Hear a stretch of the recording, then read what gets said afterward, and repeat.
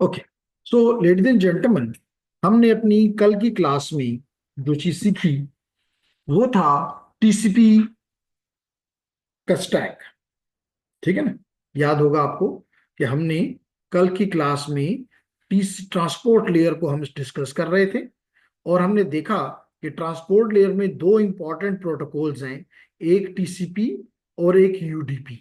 और हमने देखा कि इन दोनों की करेक्टरिस्टिक्स क्या है, इन दोनों की करेक्टरिस्टिक्स क्या हैं, कौन सी फंक्शनैलिटीज टीसीपी परफॉर्म करता है और कौन सी यूडीपी करता है, कौन सी यूडीपी नहीं करता जो कि टीसीपी करता है। तो हमने ये सारी बातें कल की क्लास में डिस्कस की। अगर इस पे आपका कोई क्वेश्चन है तो बिल्कुल आप लोग कर सकते हैं। और हमने ये भी कल देखा कि जो हमारा टीसीपी का हेडर है वो मिनिमम या डिफॉल्ट या 20 बाइट्स का है, जबकि हमारा यूडीपी का जो है वो सिर्फ फिक्स 8 बाइट्स का है। जबकि हमारा ये 20 से लेके 60 बाइट्स तक कुछ भी हो सकता है, लेकिन mostly it is of 20 bytes. ठीक है जी? है कोई क्वेश्चन इस पे आप लोगों की तरफ से?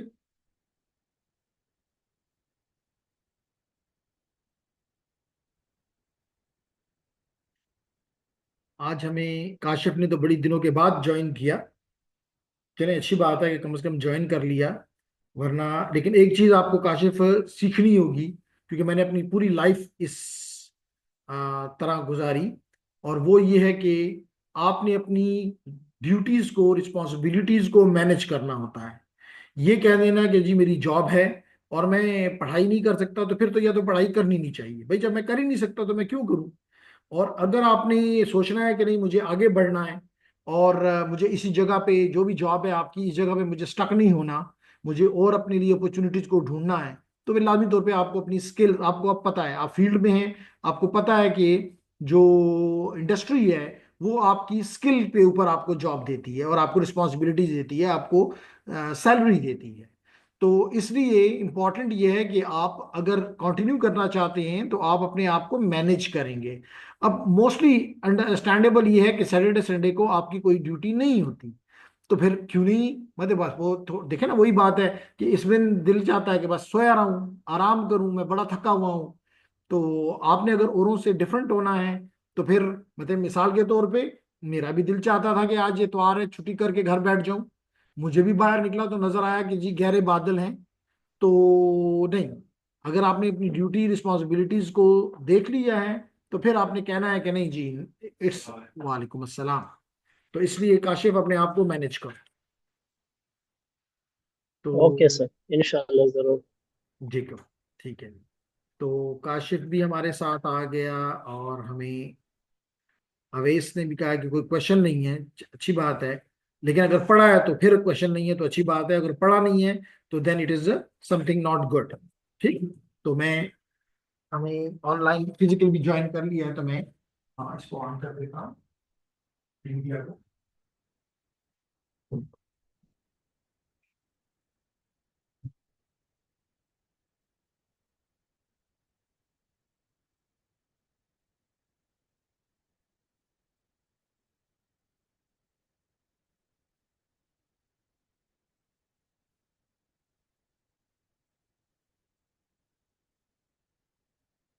ओके, तो अभी चंद सेकंड्स में हमारा मल्टीमीडिया फिजिकल स्टूडेंट्स के लिए ऑन हो जाएगा, और मैं एक्सप्लेन करना शुरू कर दूंगा कि, और मेरा टॉपिक क्या है मैंने पहले एक्सप्लेन कर दिया कि कल की क्लास में हमने दो इंपॉर्टेंट, पहले हमने देखा कि ट्रांसपोर्ट लेयर क्या करती है, और फिर उसके बाद हमने, चलिए क्योंकि काशिफ पे आज काफी दिनों के बाद आया है, तो एज ए ट्रीट उसको हम ये दे देते हैं कि हम बता देते हैं कि कौन कौन सी फंक्शनैलिटीज जो हैं वो ट्रांसपोर्ट लेयर प्रोवाइड करती है।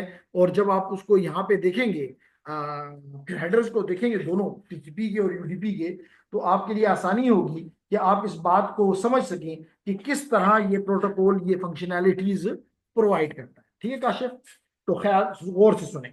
नंबर वन, हमने कहा कि हमने कहा कि हमारा टीसीपी जो है, या ट्रांसपोर्ट, अभी हम कहते हैं टीसीपी के बजाय ट्रांसपोर्ट लेयर, ये फंक्शंस प्रोवाइड करती है। नंबर वन, ये हमें सीक्वेंसिंग प्रोवाइड करती है, और सीक्वेंसिंग की वजह से सीक्वेंसिंग की वजह से हम ऑर्डर्ड डिलीवरी करने के काबिल हो जाते हैं, ऑर्डर्ड डिलीवरी करने के काबिल हो जाते हैं।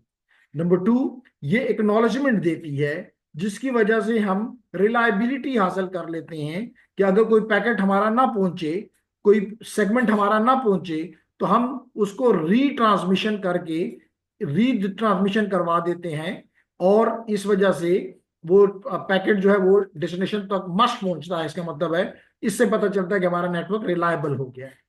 इसके अलावा ये मल्टीप्लेक्सिंग करता है, मल्टीप्लेक्सिंग और डीमल्टीप्लेक्सिंग करता है, हमने ये भी कल देखा। इसके अलावा ये फ्लो कंट्रोल करता है, फ्लो कंट्रोल करता है। इसके अलावा ये एरर डिटेक्शन करता है। इसके अलावा इसके अलावा ये लास्ट थिंग, मल्टीपल एप्लीकेशंस जो इंटरनेट पे आपको चलती दिखाई देती हैं, मल्टीपल एप्लीकेशंस साइमल्टेनियसली एक ही मशीन से, एक ही एनआईसी से चल रही होती हैं। तो ये सारे फायदे या खूबियां जो हैं वो इस ट्रांसपोर्ट लेयर की वजह से हैं। ये हमने सारी की सारी कल स्टडी की कि जनाब हमें ये चीजें, ये हमारा जो है ये प्रोवाइड कर देता है। ठीक है। हाँ, इसके अलावा अगर हमने ये भी देखा कि स्पेशली टीसीपी, चले यहाँ पे से आपको बता देता हूँ, ये अपने पास नोट कर लें। चले, अगर आपके पास पेन कॉपी है या अगर आप इसकी पिक्चर लेना चाहते हैं तो इसकी पिक्चर ले लें स्क्रीन की, ताकि आपके पास ये लिखे हुए हो, ताकि जब मैं इसको एक्सप्लेन करूँ इनके हेडर के साथ तो आपको तकलीफ ना हो, आपको समझ आए कि क्यों किसी ने, बनाने वाले ने टीसीपी प्रोटोकॉल या यूडीपी प्रोटोकॉल में क्यों ये चीजें ऐड की, क्योंकि वो इनसे ये फंक्शनैलिटीज हासिल करना चाहता है या करना चाहता है। ठीक हो गया? क्लियर? तो लेडीज एंड जेंटलमैन, इसलिए कल हमने ये बात की कि हमारा टीसीपी क्या देता है, सेशन एस्टेब्लिश करता है। यानी कि डेटा भेजने से पहले आप सोर्स और डेस्टिनेशन एक दूसरे के साथ सेशन बनाते हैं। ये टीसीपी का है, ये यूडीपी का नहीं है। यूडीपी नहीं करता, एस्टेब्लिशमेंट ऑफ सेशन नहीं करता। ठीक है। तो जो एक परमानेंट कनेक्शन बना देता है between the source and the destination, और इस वजह से ट्रैफिक जो है वो हमें पहले से पता होता है कि हमारी डेस्टिनेशन अवेलेबल है और विलिंग है हमारा डेटा को रिसीव करने के लिए। तो that is the good point about the TCP. Number two, in reliability ensure करती है। तो रिलायबिलिटी किस तरह इंश्योर करती है कि एक्नॉलेजमेंट होती है। अभी आप देखेंगे, एक्नॉलेजमेंट होती है जब भी कोई रिसीवर पे या डेस्टिनेशन पे सेगमेंट पहुंचता है, तो सेगमेंट की ये डेस्टिनेशन की रिस्पॉन्सिबिलिटी है, ड्यूटी है कि वो वापस सेंडर को एक्नॉलेजमेंट भेजे कि हाँ जी मुझे ये मिल गया है और ये मुझे नहीं मिला। और जो नहीं मिला होता उसकी सेंडर दोबारा से रीट्रांसमिट कर देता है। तो यूं ये इंश्योर किया जाता है कि डेस्टिनेशन पे सारे सेगमेंट्स ऑर्डर में पहुंचे। तो इस अमल को हम कहते हैं एक्नॉलेजमेंट के जरिए रिलायबल डिलीवरी। फिर हमें कहा गया कि टीसीपी और क्या देता है, ऑर्डर डिलीवरी देता है, क्योंकि हर एक के ऊपर हमने सीक्वेंस नंबर लगाया हुआ है। तो हमने डेस्टिनेशन के लिए आसान कर दिया कि जो चीज जिस ऑर्डर में तुम्हें मिल रही है, दिस इज नॉट इंपॉर्टेंट, क्योंकि the things can be received out of order. Because network में कोई पता नहीं कि हो सकता है पहला पैकेट जो है वो सबसे आखिर में पहुंचे और सबसे आखिरी वाला पैकेट सबसे पहले पहुंच जाए। तो पहुंचने को नहीं देखना, उनके ऊपर जो ऑर्डर डिलीवरी का जो उनके ऊपर टैग लगा हुआ है सीक्वेंस नंबर का, उस सीक्वेंस नंबर को देख के उनको दोबारा इकट्ठा करें। तो इसका मतलब ऑर्डर डिलीवरी, क्योंकि हमें पता है कि अगर अनऑर्डर्ड पैकेट्स को आपस में मिला दिया जाए तो it is like a garbage, it is of no use.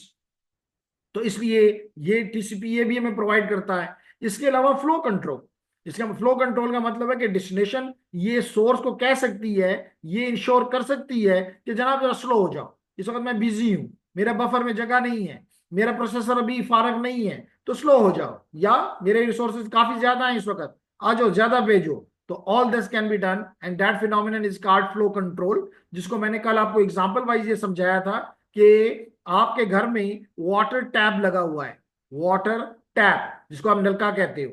तो ये वाटर टैप या नलका आप जितना चाहो इसको आप खोल सकते हो इस टैप के जरिए, और इसके जरिए आपको ज्यादा पानी भी मिल सकता है और कम पानी भी आप इसको इस टैप से कर सकते हैं।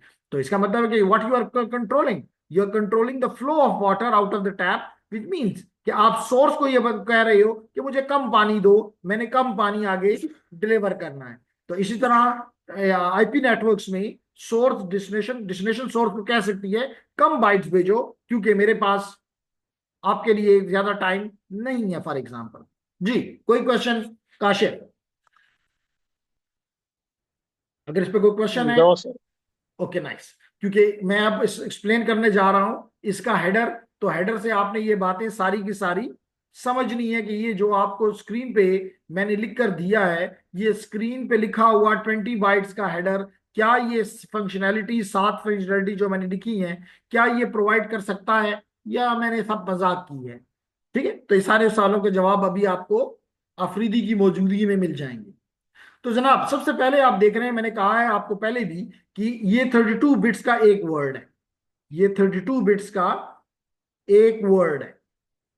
तो इसका मतलब है कि एक वर्ड ये हो गया, दूसरा वर्ड ये, तीसरा ये, चौथा ये, पांचवा ये। इसका मतलब है कि हमारा बाय डिफॉल्ट 5 वर्ड्स का, हमारा 5 वर्ड्स का हेडर है। किसका? टीसीपी का, टीसीपी का। और हर एक वर्ड कितने बाइट्स का है? आपको नजर आ रहा है 4 बाइट्स का है। हर एक वर्ड 4 बाइट्स का है। इसका मतलब कि 4 × 5 20 बाइट्स। इसीलिए अगर आप थोड़ा सा इसकी राइट साइड पे देखें तो लिखा हुआ आपको स्क्रीन पे दिखाई दे रहा है 20 बाइट्स। ओके, अब एक्सप्लेन करते हैं। सबसे पहले, कल भी मैंने ये चीज एक्सप्लेन करने की कोशिश की कि कल भी मैंने ये बात एक्सप्लेन करने की कोशिश की कि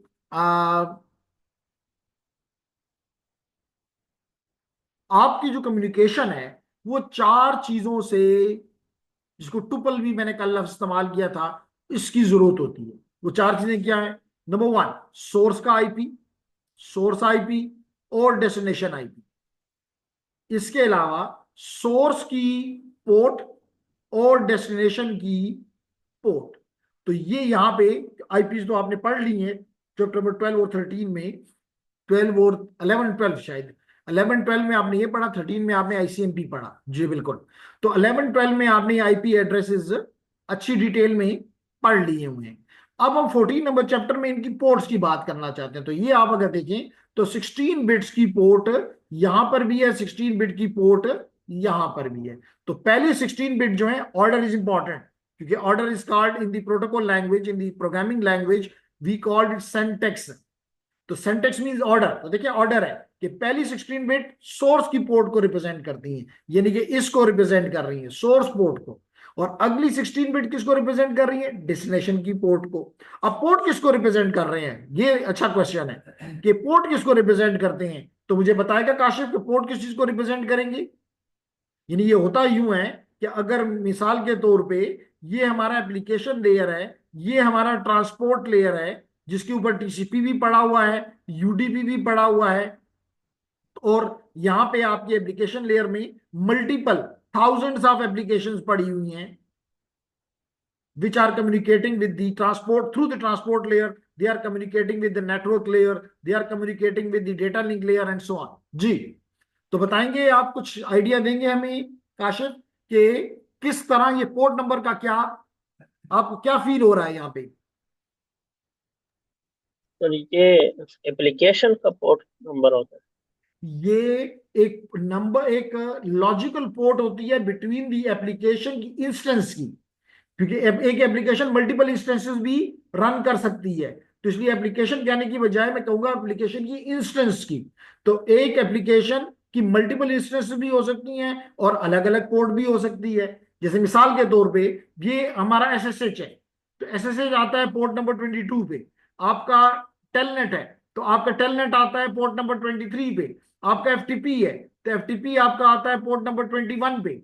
तो आप यहाँ पे देख सकते हैं कि अगर कोई फाइल, मिसाल के तौर पे मेरे पास यहाँ पे एफटीपी का क्लाइंट है या सर्वर है, क्लाइंट रिक्वेस्ट कर रहा है, मिसाल तो भाई सर्वर जवाब दे रहा है, तो सर्वर साहब जो हैं वो पोर्ट नंबर 21 पे आके टीसीपी से बात करेंगे, ट्रांसपोर्ट लेयर से बात करेंगे। तो इसको कहते हैं पोर्ट। तो ये क्योंकि ये 16 बिट्स हैं, तो इसका मतलब है कि 2 पावर 16 पोर्ट्स पॉसिबल है, यानी कि 65,535 पोर्ट्स पॉसिबल है। ठीक है, तो इसका मतलब यहाँ पे logical 65,000, more than 65,000 connections possible हैं। जो कि डिफरेंट एप्लीकेशन एक वक्त में बना सकती हैं। इसलिए मैंने यहां पे लिखा था कि डिफरेंट एप्लीकेशंस साइमल्टेनियसली रन करती हैं। ऐसा नहीं कि एक एप्लीकेशन ने काम शुरू कर दिया है तो बाकी सारी एप्लीकेशन जो है वो सो जाएं, नहीं, मल्टीपल एप्लीकेशन वर्क साइमल्टेनियसली। जैसे मिसाल के तौर पे अगर आप यहाँ पे देखें तो आपको यहाँ पे नजर आ रहा है कि multiple applications are open, multiple applications are open and they are talking to other, for example, sometimes they are talking to the YouTube, sometimes they are talking to the TryHackMe, sometimes they are talking to the enum something, they are talking to another something। तो कहने का मकसद ये है कि you can see here के they are talking to the camp, some data camp। तो कहने का मकसद ये है कि मल्टीपल एप्लीकेशंस आर रनिंग। और आप इसको यहां से भी देख सकते हैं, आर्ट कंट्रोल डेल करके टास्क मैनेजर में जाके, और यहां पे आपको नजर आ जाएगा कि कितने प्रोसेसेस इस वक्त, 100 की तादाद में प्रोसेसेस मेरे मशीन इस वक्त रन कर रही है, जिसका मुझे शायद पता भी नहीं है क्योंकि वो बैकग्राउंड में चल रही हैं। तो अभी आपके सामने कुछ देर में ही आ जाएंगे, ये देखें जी। तो ये तकरीबन 7 एप्लीकेशन ये रन हो रही हैं और 62 प्रोसेसेस बैकग्राउंड में रन हो रही हैं। इसके अलावा भी कुछ प्रोसेसेस होंगे जो कि हमें, ये देखें जी, 62 बल्कि 120 हो गए हैं। वन बैकएंड पे 120 प्रोसेस चल रही हैं और फ्रंट एंड पे 10 एप्लीकेशंस रन हो रही हैं, जिसमें कौन कौन सी है, गूगल में है, कुछ माइक्रोसॉफ्ट में के पावर पॉइंट में है, पैकेट ट्रेसर चल रहा है, टास्क मैनेजर चल रहा है, वीएम वर्कस्टेशन चल रहा है, व्हाट्सएप चल रहा है वगैरह वगैरह, जूम चल रहा है वगैरह वगैरह। तो ये देख रहे हैं कि आपको बैकग्राउंड में चलती हुई एप्लीकेशन भी नजर आ रही है। इसके अलावा आखिर में हम जाएंगे तो हमें कुछ और भी नजर आना चाहिए, और वो है, ये देखें जी, 100 विंडो के प्रोसेस भी चल रहे हैं। तो 100 बैकग्राउंड में, 100 विंडो के, 10 एप्लीकेशन, और अभी सिर्फ मेरा 10% ऑफ प्रोसेसर इस्तेमाल हो रहा है। कहने का मकसद ये है, कहने का मकसद ये है कि मल्टीपल एप्लीकेशन कैसे चल रही हैं, because I have multiple ports here. अब बात समझ आ गई? क्लियर? और यही हालत डेस्टिनेशन में भी होगी, यही हालत डेस्टिनेशन के लिए भी होगी कि डेस्टिनेशन में मल्टीपल का डेटा इंटर हो रहा होगा। क्यों नहीं आपस में मिक्स हो रहा? क्योंकि हर एक की अलग अलग पोर्ट है। अदरवाइज तो ऐसा होता है कि अगर व्हाट्सएप का डेटा उसमें जा रहा होता फेसबुक पे, फेसबुक वाला कहीं इंस्टाग्राम पे, इंस्टाग्राम वाला कहीं ट्विटर पे, नहीं, ऐसा नहीं होता। क्यों नहीं होता? क्योंकि हर एक की अलग अलग दरवाजा है, हर एक का अलग अलग पोर्ट है। Clear everyone?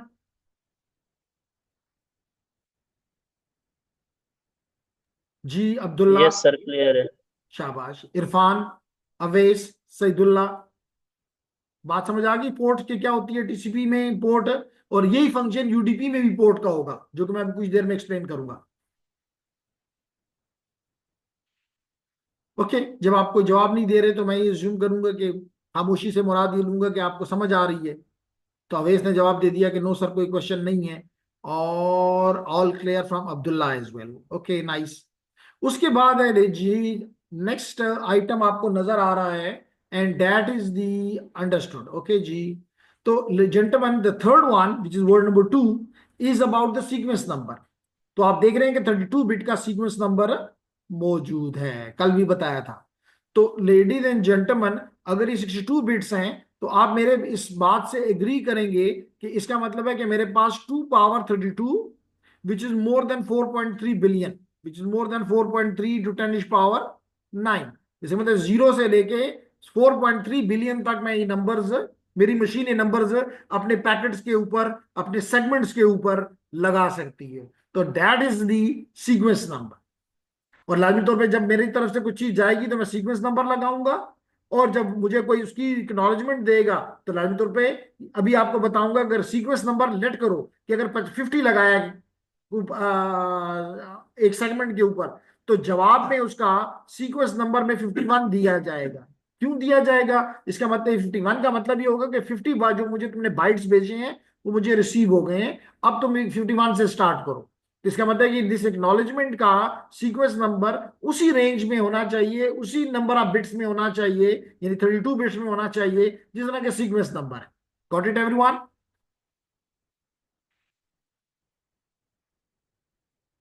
इसी तरह मिसाल के तौर पे इसने अगला सेगमेंट भेजा, उसमें भी लेट करो 100 बाइट्स हैं, तो इसका मतलब कि अगले वाले का सीक्वेंस नंबर क्या हो जाएगा? 150। और जवाब में, एक्नॉलेजमेंट में क्या भेजेगा? 151।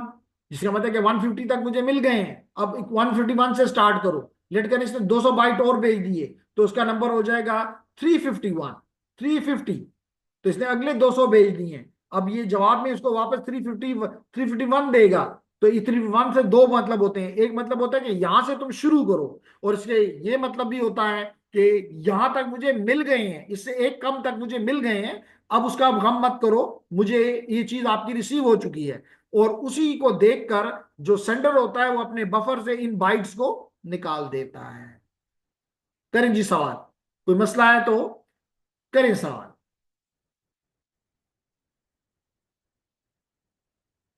नहीं तो आगे चलते हैं फिर। लेडीज एंड जेंटलमैन, अगला मेरा टॉपिक जो है वो है थर्ड वर्ड, जो कि एक्सप्लेन करता है हेडर लेंथ।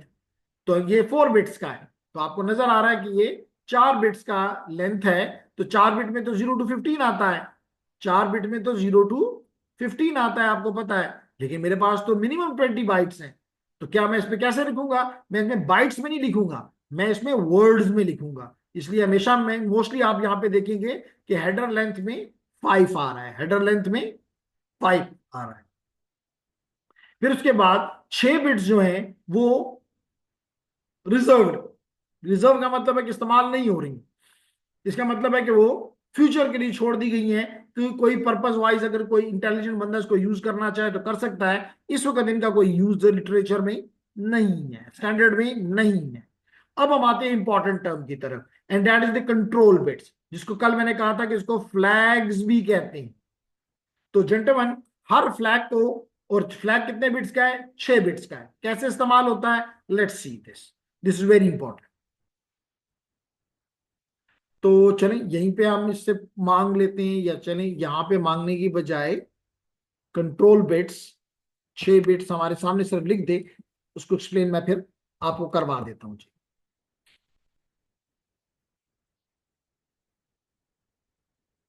तो जनाब ये आपको कंट्रोल बिट्स नजर आ जानी चाहिए जी। तो ये हैं 6 बिट्स। 5 क्यों उसने बताएंगे? 1 2 3 4 5 6 किधर खा गया?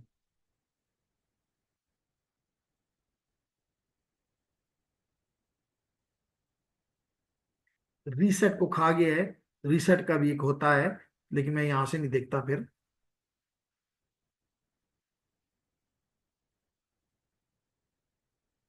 6 के 6 मैं एक्सप्लेन करना चाहता हूँ, ऑर्डर में एक्सप्लेन करना चाहता हूँ ताकि आपको समझ आए।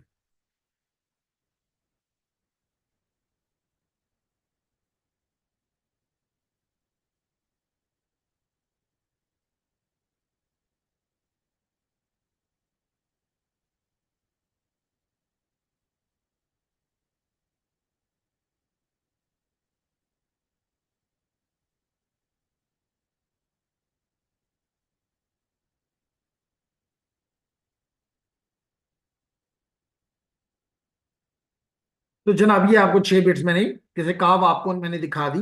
एक पहली bit urgent bit, number 2 acknowledgement bit, number 3 push, number 4 reset, number 5 sync, and number 5 fin, 6 fin. तो कितनी यहां पे, अगर मैं यहां पे लिख दूं तो आपके लिए आसानी हो जाएगी, आपके लिए आसानी हो जाएगी। और फिर मैं एक एक को एक्सप्लेन कर दूंगा। ये नंबर 1, ये नंबर 2, ये नंबर 3, ये नंबर 4, ये नंबर 5 और ये नंबर 6। तो मैंने 6 बिट कहा था ना, तो 6 बिट का फ्लैग है। अब करता क्या है? मैं स्टार्ट लेता हूं विद दी एक्नॉलेजमेंट। तो अब क्या मतलब होगा? अगर मिसाल के तौर पे आप एक एक्नॉलेजमेंट भेज रहे हैं, तो आप अपने कंट्रोल में, कंट्रोल या फ्लैग में कैसे भेजेंगे? 010000। तो इसका मतलब है कि सेकंड बिट सेट है, और बाकी तमाम बिट जो है, 5 बिट जो है वो अनसेट है। और दूसरी बिट का यहाँ पे आपको मतलब नजर आ रहा है कि दिस इज एक्नॉलेजमेंट। इसे मतलब दिस पॉइंट्स टू एक्नॉलेजमेंट। इसी तरह अगर आपके लिए लेट करूं कि मैं ये कहता हूं कि दिस इज 010010। अब आप मुझे बताएं, आप में से देखता हूं कि ऑनलाइन कोई बताता है कि फिजिकल बताता है, ये फ्लैग क्या रिप्रेजेंट कर रहा है? ये फ्लैग क्या रिप्रेजेंट कर रहा है? शाबाश। थ्री वे हैंडशेक में बताया गया। आपका क्या ख्याल है जी ऑनलाइन स्टूडेंट्स, ये फ्लैग किस चीज का है? शाबाश, जल्दी से जवाब देना है, टाइम हमारे पास नहीं है इतना। तो ये बता रहा है कि ये एक और सिंक है। देखिए 5 नंबर पे सिंक है, एक न 2 नंबर पे एक है। तो देखिए मैंने सेकंड नंबर की बिट और फिफ्थ नंबर की बिट को फिर सेट कर दिया। इसका मतलब कि ये बता रहा है कि ये एक भी है और ये सिंक भी है। अभी बताता हूँ कि सिंक क्या होता है। सिर्फ ये बताना चाह रहा हूं कि इस तरह फ्लैग की वैल्यू सेट की जाती है और अनसेट की जाती है। तो यहां पे जी बिल्कुल एक सिंक, नाइस। ओके जी, आगे बढ़ते हैं। अब सबसे पहले हम स्टार्ट कर लेते हैं, पहले हम स्टार्ट करते हैं एक्स से। एक्ट इसलिए इस्तेमाल होता है, यानी ये फ्रेम उस वक्त, ये सेगमेंट उस वक्त आएगा जब आपने कुछ भेजा। मिसाल के तौर पे आपने 500 बाइट्स भेज दी। तो अब रिसीवर का, डेस्टिनेशन का ये काम है कि वो इन 500 बाइट्स को एक्नॉलेज करे। तो वो अपने इस फ्लैग में लगा देगा ये वाला सीक्वेंस 010000, जिससे सोर्स को पता चलेगा कि ये सीक्वेंस, ये सेगमेंट एक्नॉलेजमेंट का है। और उसमें वो चेक करेगा कौन सा नंबर सीक्वेंस नंबर में डाला गया है, 501। इसका मतलब है कि 500 के 500 बाइट्स रिसीवर को, डेस्टिनेशन को रिसीव हो गई। इसलिए एक्नॉलेजमेंट बिट इस्तेमाल होता है। ठीक है, इसके बाद मैं आपको जिस जिसको मैंने समझा दिया उसको मैं टिक करता जाऊंगा, ताकि आपको क्लियर हो कि जो रह गया है वो मैं मुझसे रह गया है, मैं उसको एक्सप्लेन करके खत्म करूं। जनाब, जब आप कोई कनेक्शन बनाना चाहते हैं, मैंने भी कहा था ना कि टीसीपी जो है, मैंने कहा था कि टीसीपी कनेक्शन ओरिएंटेड है। टीसीपी कनेक्शन ओरिएंटेड है। क्या मतलब इस बात का कि कनेक्शन ओरिएंटेड है? इसका मतलब ये है लेडीज एंड जेंटलमैन, इसका मतलब ये है कि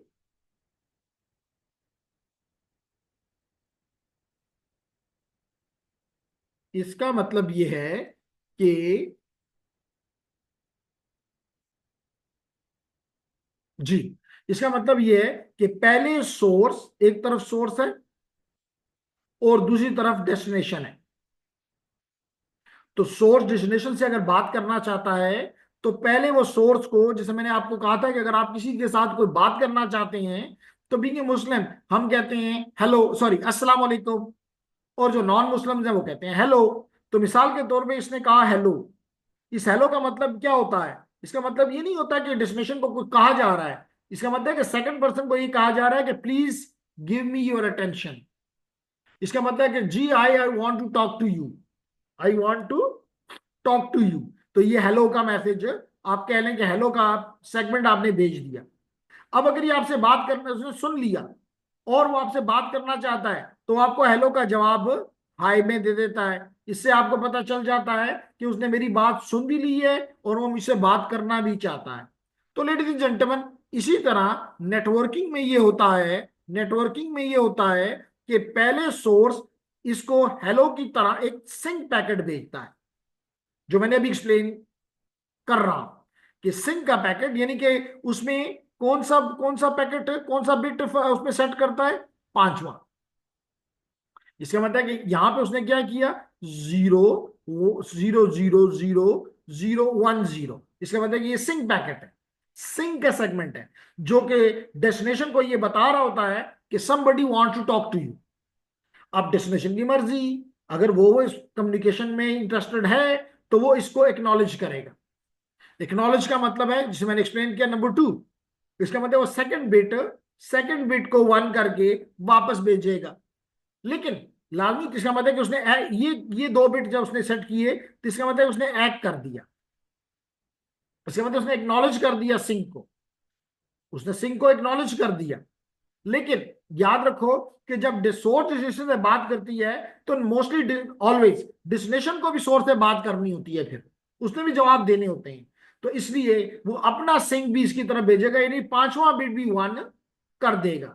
देखें 5वां बिट भी मैंने 1 कर दिया।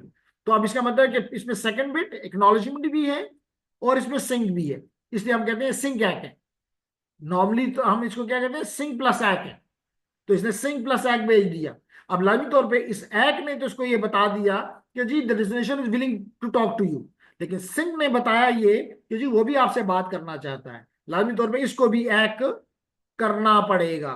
इस सिंह को भी, जिसके ऊपर मैंने डॉट लगाया है, इस सिंह को भी एक करना करेगा ये। तो कैसे एक करेगा? आपको पता है कि सेकंड बिट के साथ ये 1 कर देगा और बाकी 4 बिट 0 कर देगा। इससे ये इसको पता चल जाएगा डेस्टिनेशन को कि सोर्स ने भी मेरी मेरी रिक्वेस्ट को एक्सेप्ट कर लिया है। अब आप देख रहे हैं कि 3 हो गया है, ये 1, ये 2 और ये 3। तो ये 3 वे हैंडशेक इसे कहते हैं। इस 3 वे हैंडशेक के बाद सोर्स और डेस्टिनेशन जिसका दिल चाहे वो अपना डेटा भेजे और जिसका दिल चाहे वो उसको एक्नॉलेज करता जाए, और यूं ये दोनों तरफ से कम्युनिकेशन चलती रहेगी। जी, एनी क्वेश्चन?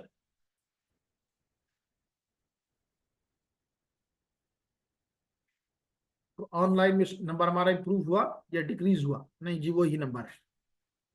हमारे बच्चे जो हैं वो लिहाफों में घुसे हुए हैं, सोए हुए हैं, उनको याद नहीं है कि उनकी क्लास है। ओके सर, तो काशिफ को भी क्लियर है, अच्छी बात है जी। अब इसका मतलब कि आपने 2 फ्लैग समझ ली, एक एट, एक सेंट। अब मैं फर्दर एक्सप्लेन करता हूं। लेडीज एंड जेंटलमैन, अब ज्यूम करें कि इसको मैं क्लियर यहां से क्लियर कर लेता हूं यहां तक। अब वो होता यह है कि ज्यूम करो कि इनमें से कोई एक नहीं, डेटा और भेजना नहीं है।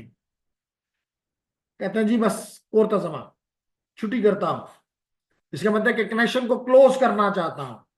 तो इसके कोई भी सोर्स भी क्लोज कर सकता है और डेस्टिनेशन भी कर सकता है। तो जो भी क्लोज करना चाहता है वो अपना फिन पैकेट भेज देगा। कौन सा पैकेट भेजेगा? फिन पैकेट भेजेगा। तो देखें जी यहाँ पे ये फिन नंबर 6 नंबर पे नजर आ रहा है। इसका मतलब है कि वो फ्लैग क्या भेजेगा? 5 जीरोस और एक 1। इसका मतलब है कि ये बता रहा है कि source is no does not have any further data, that the reason he want to close this connection. जो ये कनेक्शन बना है वो इस कनेक्शन को क्लोज करना चाहता है। लेकिन इसका ये मतलब नहीं है कि डेस्टिनेशन ने भी क्लोज कर दिया, नहीं, सोर्स ने क्लोज किया। सोर्स अब फर्दर डेटा ये और नहीं भेज सकता, लेकिन रिसीव कर सकता है। रिसीवल पे कोई पाबंदी नहीं है, जो भी इसको डेस्टिनेशन भेजेगा ये उसको रिसीव करेगा। लेकिन जब इसने फिन रिसीव किया तो ये इसको एक्नॉलेज करेगा, इस फिन को एक्नॉलेज करेगा कि तुम्हारा फिन मुझे मिल गया है, अब मैंने फर्दर तुमसे कोई और डेटा नहीं लेना। तो देखिए इसका मतलब कि आपको फिन भी समझ आ गया, इसलिए मैं इसको भी क्लिक कर देता हूं कि ये आपके सेशन को क्लोज कर देते हैं। अब ये तो हो गया एक तरफ से क्लोज, ये तो हो गया 1 वे क्लोज। इसको कहते हैं हाफ ओपन हो गया। पहले इसके बाद इस जगह पे ये दोनों तरफ से ओपन था, दोनों तरफ से डेटा आ जा रहा था, लेकिन अब सिर्फ डेस्टिनेशन से आ सकता है, सोर्स से कोई डेटा नहीं जा सकता, क्योंकि उसने अपनी विलिंगनेस बता दी है कि मैंने और डेटा नहीं भेजना। हाँ, जब सोर्स भी ये समझे, डेस्टिनेशन भी ये समझेगा कि मेरे पास भी और डेटा नहीं है, मेरे पास भी और डेटा नहीं है, तो वो क्या करेगा? वो भी अपना फिन भेज देगा और इस फिन को अगेन एक्नॉलेज कर देगा आपका आपका सोर्स, जिससे दोनों तरफ से फिन्स आ गए हैं और एक्नॉलेज हो गए हैं। इसका मतलब है कि ये कनेक्शन कंप्लीटली क्लोज हो गया। पहले हाफ क्लोज था, हाफ ओपन था, ये अब फुली क्लोज हो गया, कंप्लीटली क्लोज हो गया। तो आपने इससे 3 किस्म के फ्लैग्स को समझ लिया। एक एक्नॉलेजमेंट, जो कि इंग्लिश का वर्ड है, एक्नॉलेज करता है कि जनाब आपने जो चीज दी है वो मुझे मिल गई है, और फिन कनेक्शन बनाने के लिए और फिन कनेक्शन तोड़ने के लिए। ओके जी, अब रह गए 3 फर्दर। ये जो कनेक्शन क्लोज किया गया है इसको मैं कह सकता हूं कि ये ग्रेसफुली क्लोज किया गया है। ग्रेसफुली का मतलब कि जिस तरह आप किसी से जा रहे होते हैं तो आप कहते हैं खजी डेरा मेरा बानी, और आप उसे हाथ में ला के, तो ये ग्रेसफुली। इसका मतलब जब आप उसको ये कहना चाह रहे हो तो इसका मतलब क्लियर होता है कि दूसरा बंदा समझ जाए कि अब आप फर्दर कोई कम्युनिकेशन में इंटरेस्टेड नहीं है, you want to leave. Okay. एक और तरीका भी होता है, उसको कहते हैं रीसेट, RST, जो कि फोर्थ कंट्रोल बिट है। इसका मतलब ये होता है कि आप दूसरे को कह रहे होते हैं shut down, shut down, shut down, no communication further. तो इसका मतलब जब आपकी किसी से लड़ाई हो जाती है तो फिर तो आप उसको इतना नहीं कहते खजी लाड़वा सगलती शहीन माफी वाड़वा, ऐसी बातें तो नहीं करते। तो आपकी लड़ाई जब उससे हो जाती है तो आप इसने 3 वे हैंडशेक पहले हो चुका है, ये 3 वे हैंडशेक हमने करवा दिया। इसके बाद कोई भी इनमें से ये रीसेट का पैकेट दूसरे की तरफ भेज देता है, तो मैं रीसेट के पैकेट को रेड में शो करता हूं ताकि आपको समझ आए कि ये वो पैकेट है जो खतरनाक है। इसका मतलब है कि भाई ना मैं तुमसे और बात करना चाहता हूं ना तुम मुझसे कोई और बात करो, द कनेक्शन इज क्लोज्ड। तो ये अनग्रेसफुल हो गया। तो इस पर्पस के लिए कौन सा सेगमेंट कौन सा रखा गया है, कंट्रोल रीसेट। तो ये भी आपको समझ आ गया ना, है तो हम आखिर में आपसे दोबारा पूछूंगा। इसके बाद है ladies and gentleman, the next one is the push, push function. इसका क्या मतलब है?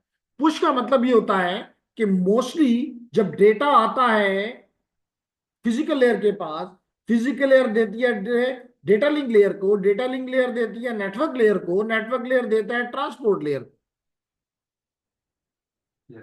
ओके, एक मिनट दीजिएगा।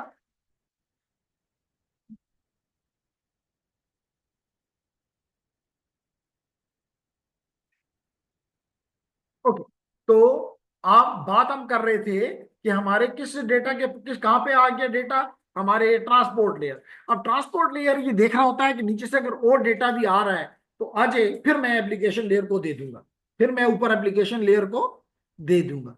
लेकिन अगर उसमें पुश का फ्लैग सेट है तो इसका मतलब है जो तुम्हें मिला है इसको अर्जेंटली दे दो अपर लेयर को, अपने पास इसको बफर में रख के वेट ना करो।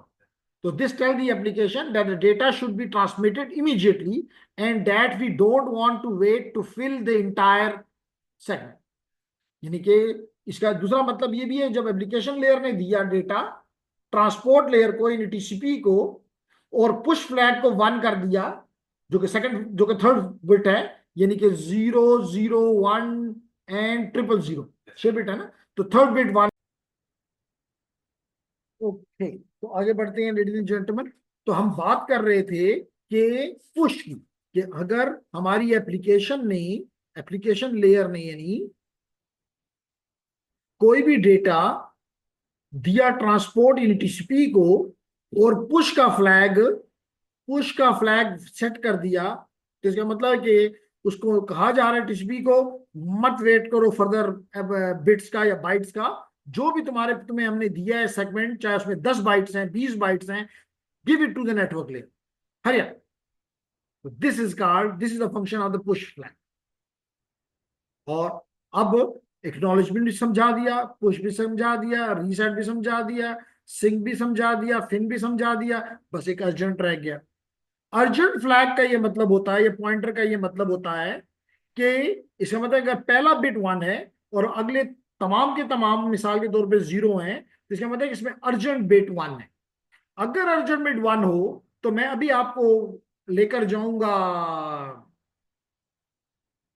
आपके हेडर की तरफ, टीसीपी की हेडर की तरफ, तो आप देखेंगे वहां पे 16 बिट का एक पॉइंटर की जगह मौजूद है, जिसमें आप बता रहे होते हैं कि जनाब इस 1 से तो ये पता चलता है कि इसमें जो डेटा जा रहा है, जो सेगमेंट में डेटा जा रहा है वो अर्जेंट है। इसका मतलब उसको क्विक अटेंशन चाहिए।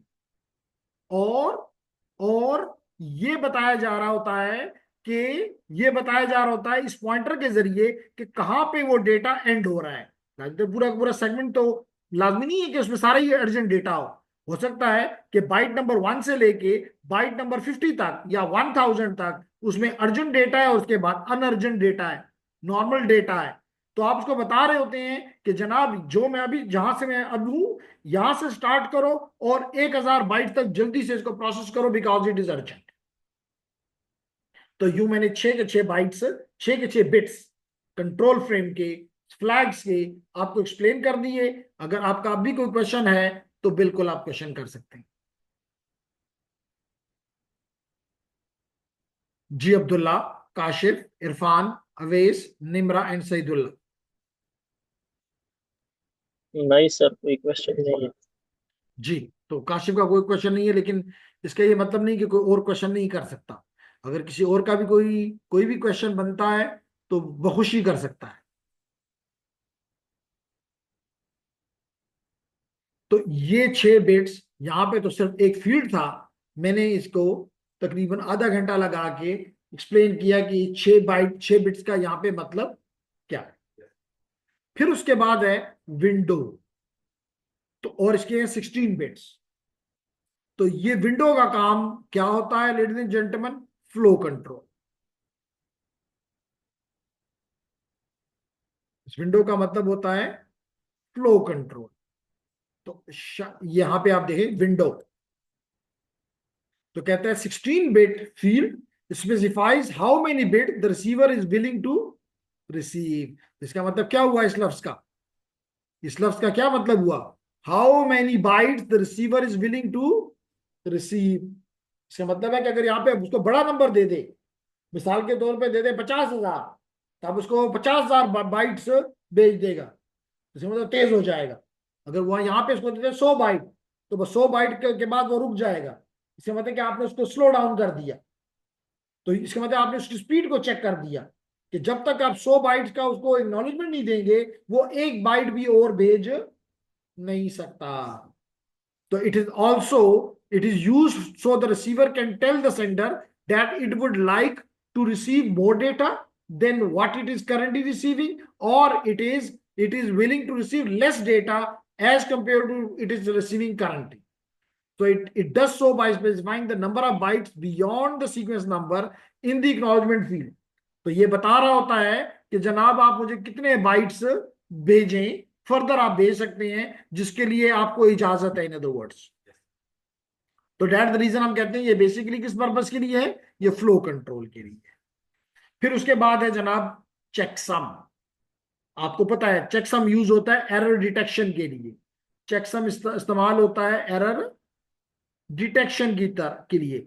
जिस तरह सीआरसी था मिसाल के तौर पे, जैसे पैरिटी चेक था मिसाल के तौर पे, जैसे 2 डायमेंशनल पैरिटी चेक था मिसाल के तौर पे, उसी तरह चेकसम भी एक एल्गोरिथम है जो कि बताता है कि जो चीज आपको भेजी गई है और जो चीज आपको रिसीव हुई है वो सेम है या रास्ते में बदल चुकी है। तो चेकसम ये काम करता है। अब दो कमजोर है लेकिन सिंपल है, इसलिए जैसे मैं आप एग्जांपल ये देता होता हूं कि मिसाल के तौर पे आप यूनिवर्सिटी आ रहे हैं, तो रास्ते में सबसे पहले आप इंटर होते हैं, या आप कैंटोनमेंट में इंटर होते हैं, तो आपने देखा होगा कि पहले वहां पे फौजी खड़े हैं और वो आपको बड़ा स्ट्रिक्टली चेक करते हैं। इसका मतलब कि वो एक स्ट्रिक्ट चेक है, इसका मतलब सीआरसी है। लेकिन ऊपर अगर आप एक दफा इंटर अंदर चले गए, यूनिवर्सिटी के अंदर आ गए मिसाल के तौर पे, तो वहां पे फिर आपके जो हमारे लोकल वो होते हैं सिक्योरिटी के लोग, वो बड़े लाइटली आपको चेक करते हैं। ज्यादा से ज्यादा ये कर सकते हैं कि जी कहें जी जरा बैग दिखा दो, और वो भी नॉर्मली नहीं करते, सिर्फ आंखों से देख लेते हैं कि जी बंदा ठीक है कि नहीं है। तो this is like a check, this is not so strong, but it may fail, but as the in the past, yeah, in the lower layers a strict check has been performed, so this lower is weak check may also be more than enough। ठीक है जी। उसके बाद है आखिरी 16 bit urgent. तो मैंने बताया था ना कि यहाँ पे पहला बिट अगर 1 हो, तो इसका मतलब है कि ये बता रहा है कि अर्जेंट में यहाँ पे एक पॉइंटर पड़ा हुआ है। ये पॉइंटर बता रहा है कि कहां तक ये जो सेगमेंट के साथ ये हेडर लगा हुआ है, मे बी उस सेगमेंट में 10,000 बाइट्स हैं, उसमें लेट करो कि 10,000 बाइट्स हैं, उस 10,000 बाइट में से लेट करो कि 0 से लेके 5,000 बाइट तक अर्जेंट है और अगले 5,000 अर्जेंट नहीं। तो ये बता देगा इस पॉइंटर के जरिए किस जगह तक अर्जेंट डेटा है जो कि और किसी काम को छोड़ के भी इसको पहले प्रोसेस करना जरूरी है। तो जनाब अगर आप मेरी इस बात से एग्री कर गए, तो फिर हम थोड़ा सा और टाइम भी इस पे लगाते हैं। और वो किस लिए लगाते हैं? वो इसलिए लगाते हैं कि हम देखना चाहते हैं कि ये जो फंक्शंस मैंने लिखी हैं क्या ये परफॉर्म हो रही है इस सेंटेक्स और सेमेंटिक्स से। मीनिंग देखना है ना। तो देखें जी, हमने कहा सीक्वेंस नंबर जिससे ऑर्डर डिलीवरी आएगी, जिससे ऑर्डर्ड डिलीवरी आएगी। तो देखें जी सीक्वेंस नंबर, इसलिए ग्रीन कर रहा हूं कि समझ आया आपको।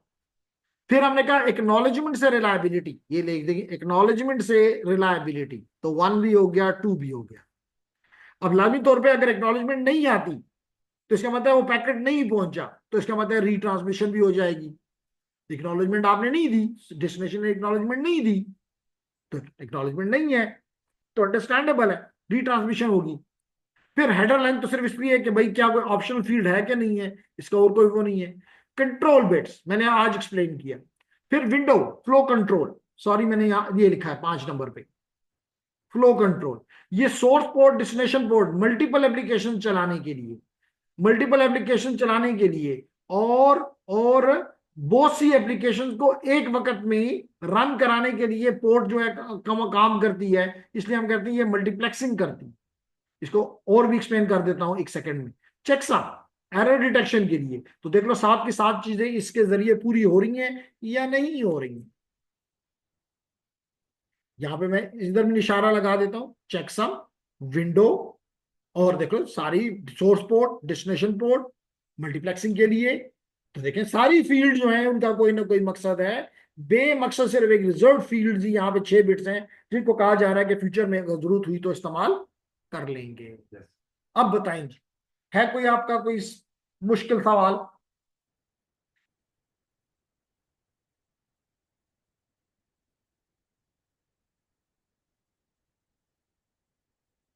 सोच लें।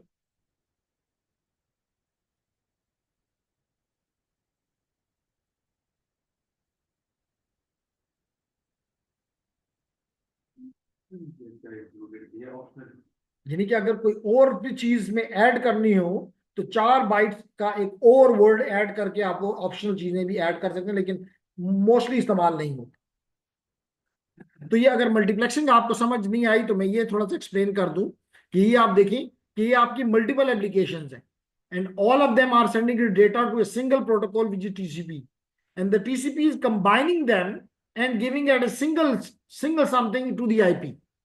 तो आप देख सकते हैं यहाँ पे मैनी टू वन, मैनी, ये 1, ये 2, ये 3, ये 4, यानी यहाँ पे मैनी है और मैनी टू वन हो रहा है। तो many to one is called multiplexing. अगर आप इंजीनियर हैं, आप कंप्यूटर साइंस के बंदे हैं, तो आपको पता है कि मैनी टू वन का मतलब होता है मल्टीप्लेक्सिंग मार्क्स। और जब डेटा आपको कलर चेंज करके बताता हूं, अगर डेटा आपके बाहर से आ रहा है तो लाजमी तौर पे डेटा लिंक लेयर से होकर, फिजिकल लेयर से होकर, डेटा लिंक लेयर से होकर आईपी पे आएगा, आईपी देगा टीसीपी को, यानी कि वन वन से आपको टीसीपी में मिलेगा, लेकिन टीसीपी उसको अलग अलग पोर्ट्स में दे देगी, यानी कि मैनी के हवाले कर देगी। तो 1 to many is D multiplexing. तो इसलिए हम कहते हैं कि ये मल्टीप्लेक्सिंग और डी मल्टीप्लेक्सिंग में यहाँ जो पोर्ट नंबर लगे हुए हैं दे फैसिलिटेट। तो 2 फंक्शन, एक मल्टीप्लेक्सिंग डीमल्टीप्लेक्सिंग और एक ही वक्त में मल्टीपल एप्लीकेशन का रन होना। जैसे यहाँ पे आपको नजर आ रहा है कि वेब चल रहा है, यहाँ पे आपको नजर आ रहा है कि कोई अपलोडिंग डाउनलोडिंग हो रही है, फाइल ट्रांसफर हो रही है, यहाँ पे आपको एसएमटीपी से नजर आ रहा है कि ईमेल यूज हो रही है, एसएसएच से नजर आ रहा है कोई रिमोट से लॉग इन कर रहा है। Clear? Is it clear now? शाबाश, से सोचें। अगर कोई चीज आप समझते हैं कि इस हेडर में मैंने समझाने में नाकाम रहा हूं तो आप बिल्कुल कह सकते हैं, हम उसको दोबारा रिपीट कर देंगे ताकि आपका ये गिला किसी सूरत भी ना रहे।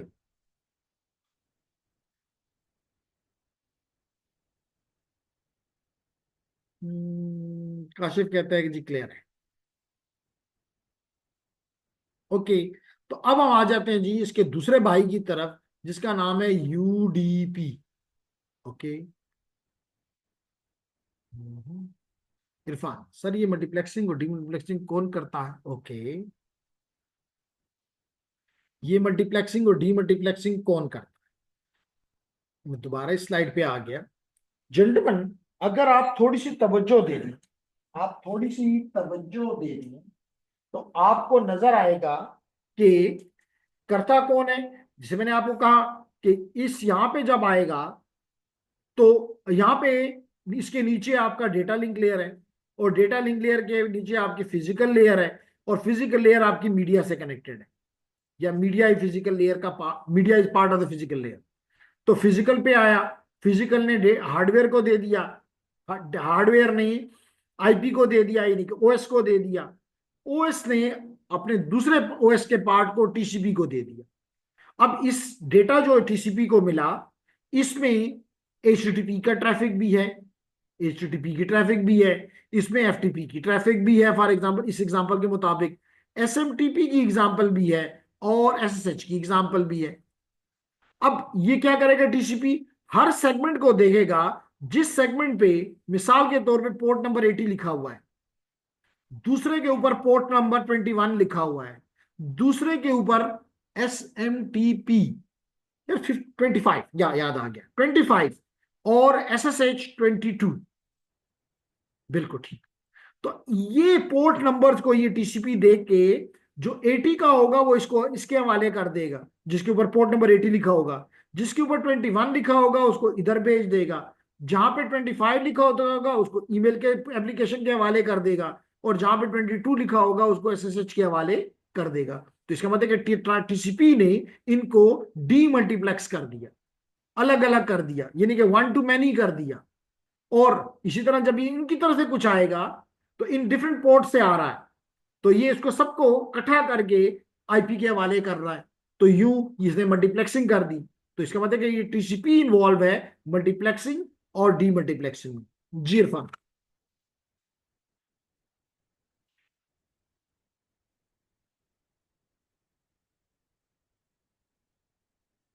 Clear, satisfactory.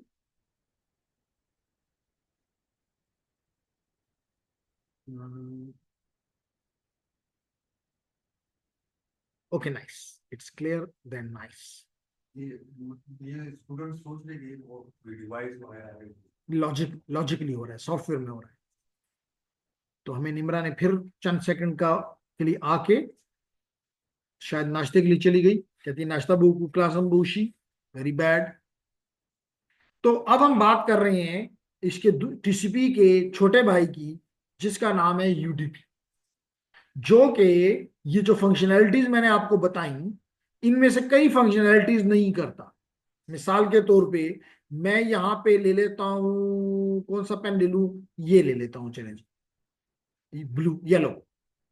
जो नहीं करता उनको मैं क्रॉस करता हूं, वो सीक्वेंसिंग नहीं करता। आप देखेंगे ये काम वो नहीं करता। लाजमी तौर पे सीक्वेंसिंग नहीं है तो एक्नॉलेजमेंट नहीं है, ये भी वो नहीं करता। जब ये एक्नॉलेजमेंट नहीं है तो रिट्रांसमिशन भी वो नहीं करता। वो मल्टीप्लेक्सिंग करता है, इसलिए हम उसको छोड़ देते हैं। फ्लो कंट्रोल भी नहीं करता, एरर डिटेक्शन करता है, और मल्टीपल एप्लीकेशंस को साइमल्टेनियसली रन करता है। इसका मतलब है कि वो काम को जो जो करता है वो है, एक ये मल्टीप्लेक्सिंग, डीमल्टीप्लेक्सिंग, एरर डिटेक्शन, और मल्टीपल एप्लीकेशन को रन करता है। तो 7 में से 3 फंक्शन वो करता है और 4 फंक्शन वो नहीं करता। तो इस वजह से इसका मतलब है कि उसका लाजमी तौर पे जब वो कम काम करता है तो उसका हेडर छोटा होगा, 20 बाइट्स का नहीं होगा, बल्कि जस्ट 8 बाइट्स का होगा। 5 वर्ड का नहीं होगा, सिर्फ 2 वर्ड का होगा। तो ये चीज आप देखेंगे कि क्या फीचर्स हैं जनाब, आपके करेक्टरिस्टिक्स हैं आपके यूडीपी के। UDP features include the following. Number 1, data is reconstructed in the order that is received. Reconstructed, जिस ऑर्डर में आपको रिसीव हुआ, यानी कि उस ऑर्डर में नहीं जिसमें सेंडर ने भेजा। इंपॉर्टेंट ये था कि जिस ऑर्डर में सेंडर ने भेजा था उसी इस ऑर्डर में आपके एप्लीकेशन को हवाले करते।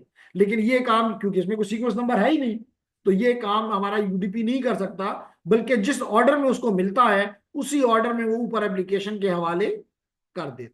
चाहे वो ठीक ऑर्डर है कि बुरा गलत ऑर्डर है, वो इसकी केयर नहीं करता। इसी तरह कहता है कि एनी सेगमेंट डाटा लॉस्ट और नॉट रीसेंट, यानी नो रीट्रांसमिशन, क्योंकि एक्नॉलेजमेंट नहीं है, एक्नॉलेजमेंट एसी के नहीं है, नॉट देयर। तो इस वजह से वो रीसेंट का कोई कॉन्सेप्ट, रीट्रांसमिशन का कोई कॉन्सेप्ट नहीं, इसलिए रिलायबल भी नहीं है। बिल्कुल ठीक कहा। इसी तरह जैसे मैंने अभी आपको कुछ देर पहले बताया था कि एक सेशन बनता है टीसीपी में जो 3 वे हैंडशेक से बनता है। यहां पे ये कहता है नो सेशन, कोई कनेक्शन नहीं है, it is connectionless. No session का मतलब है इट इज कनेक्शन लेस। फिर कहता है the sending is not informed about the source availability. Sender जो है, sending is not informed about the resource availability, क्योंकि कनेक्शन ही नहीं बना। तो कैसे इन्फॉर्म किया जाए? तो इसका मतलब है जो मैंने आपको 3 फीचर्स बताए वो ही रह जाते हैं, और वही अब हम यहाँ पे देखते हैं। देखिए जी, यहाँ पे सोर्स पोर्ट है, डेस्टिनेशन पोर्ट है। उसी तरह जैसे कि आपको नजर आ रहा है 8 बाइट्स हैं, जिसे मैंने आपसे कुछ देर पहले प्रॉमिस किया। तो जेंटलमैन, सोर्स पोर्ट में ही आप भी ये बता रहे थे कि किस एप्लीकेशन ने भेजा है। ये port is related with the application, और किस एप्लीकेशन को जाना है वो आपको डेस्टिनेशन पोर्ट बता देती है। तो यूं क्योंकि आपके पास एक पोर्ट नहीं है, 2 पावर 16 पोर्ट्स हैं, इसका मतलब है multiple processes and multiple applications can talk simultaneously. एक बात हो गई। फिर उसी तरह क्योंकि ट्रांसपोर्ट लेयर को मल्टीपल प्रोटोकॉल्स, ये आपकी एप्लीकेशन लेयर है, application layer is giving to the UDP now. तो मल्टीपल यूडीपी को एप्लीकेशन डेटा दे रही हैं, लेकिन ये आगे एक करके आगे भेज आईपी को। इसके मतलब मल्टीप्लेक्सिंग, डीमल्टीप्लेक्सिंग। ठीक हो गया जी। तो यानी कि multiple applications, multiple processes, and number 2 मक्सिंग डीमक्सिंग। ये 2 फंक्शनैलिटीज तो है ही है। तीसरा आपको नजर आ रहा है checksum, error detection.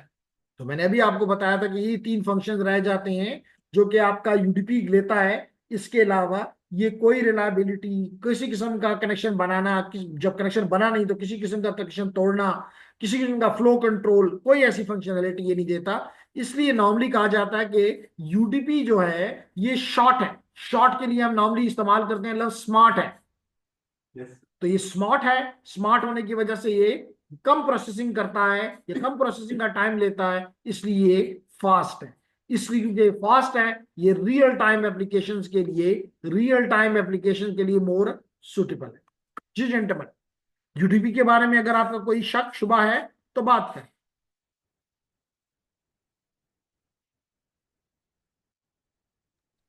Excuse me sir, ये लिंक के बारे में जरा दोबारा बता दीजिएगा सर। लेंथ के बारे में, ओके ओके। तो यहां पे आपको नजर आ रहा है कि आपका सोर्स का, सॉरी लेंथ का पूछा गया। लेंथ इसलिए होता है 16 बिट में, इसका मतलब है कि आप जो सेगमेंट का साइज है वो 2 पावर 16 यानी 65,536 बाइट्स तक रख सकते हैं। तो इसका मतलब ये बताने के लिए कि जो सेगमेंट है ये कितने साइज का है, आप आईपी लेयर को ये बता रहे होते हैं कि आईपी लेयर साहब आपको जो मैं सेगमेंट दे रहा हूं ये कितने बाइट्स का है, क्योंकि ऊपर से तो ये एप्लीकेशन से लेगा। वेरी नाइस क्वेश्चन है अवेश। एप्लीकेशन ने दिया ट्रांसपोर्ट को, अब हो सकता है कि उसने पहले दी हो 500 बाइट, फिर इसने वेट किया, पुश का फ्लैग नहीं सेट था तो उसने 2000 बाइट और दे दी, इसका मतलब 2500 बाइट्स हो गई। तो इसने 2500 बाइट अब आईपी को दे रहा है, तो यहाँ पे लिख देगा 2500 और नीचे आईपी को दे देगा, ताकि आईपी को पता चले कि मुझे ऊपर से जो चीज मिली है वो 2500 बाइट्स है। जी जनरल,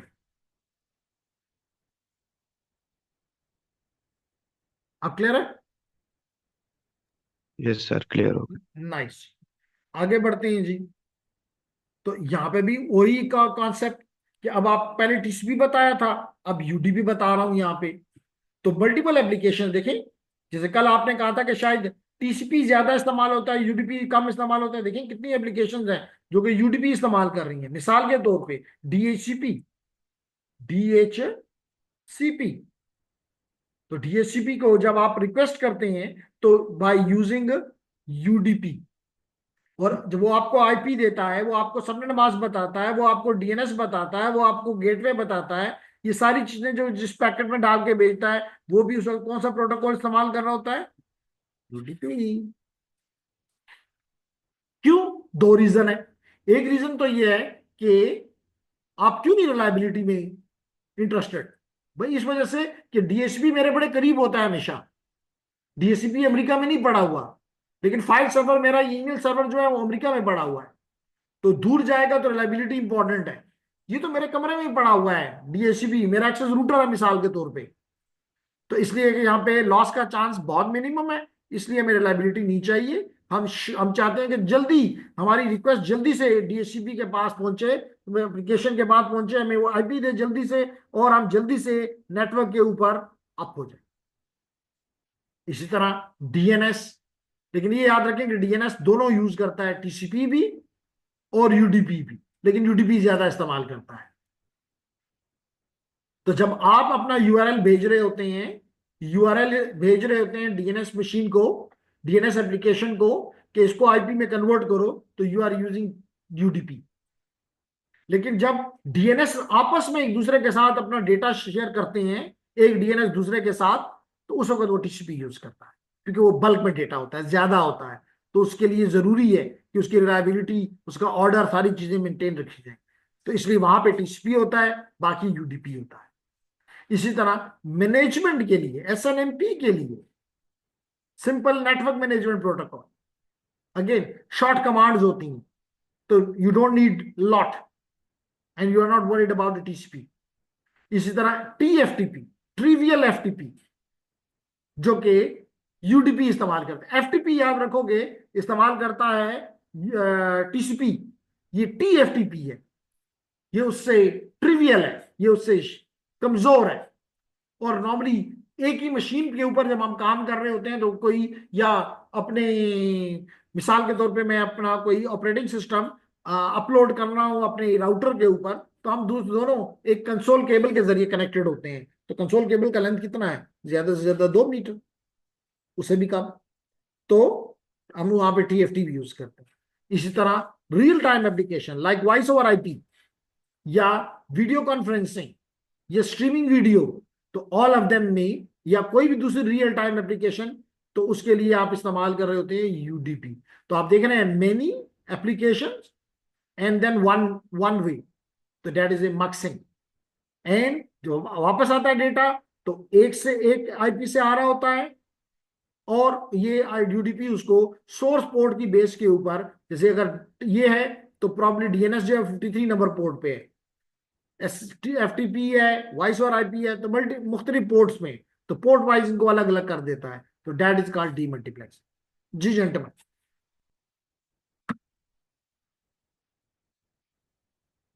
तो mostly real time multimedia applications के लिए, मल्टीमीडिया एप्लीकेशंस के लिए मल्टीमीडिया एप्लीकेशंस के लिए this our best friend UDP is used.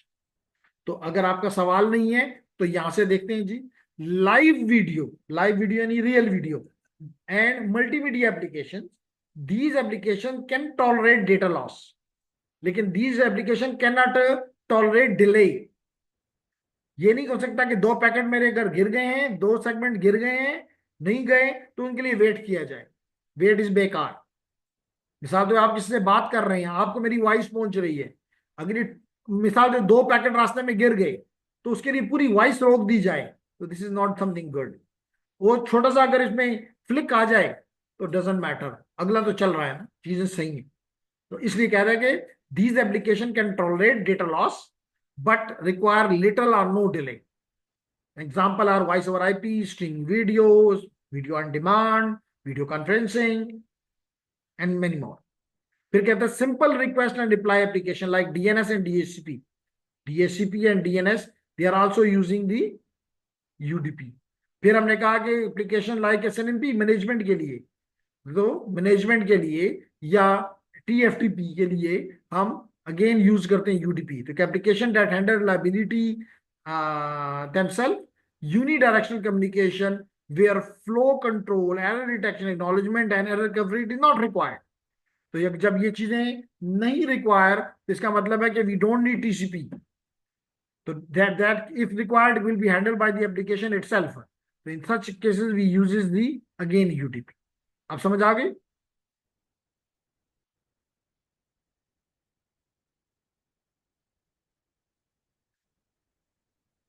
तीसरे भी हमें ज्वाइन कर लिया, अच्छी बात है, लेकिन अच्छी बात में बुरी बात यह है कि बहुत ही डिले के साथ। क्यों असीस? लगता है कि असीस जो है वो एग्जाम्स की थकावट को पूरी तरह से रिलीव करना चाह रहा है। क्लासें कब से स्टार्ट हो रही है नए सेमेस्टर की?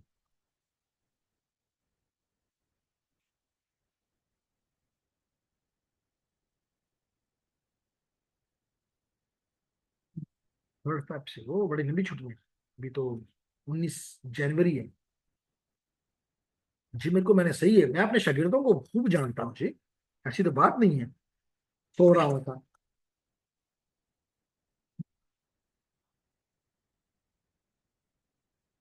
हॉस्टल में हो या वापस चले गए हो घर?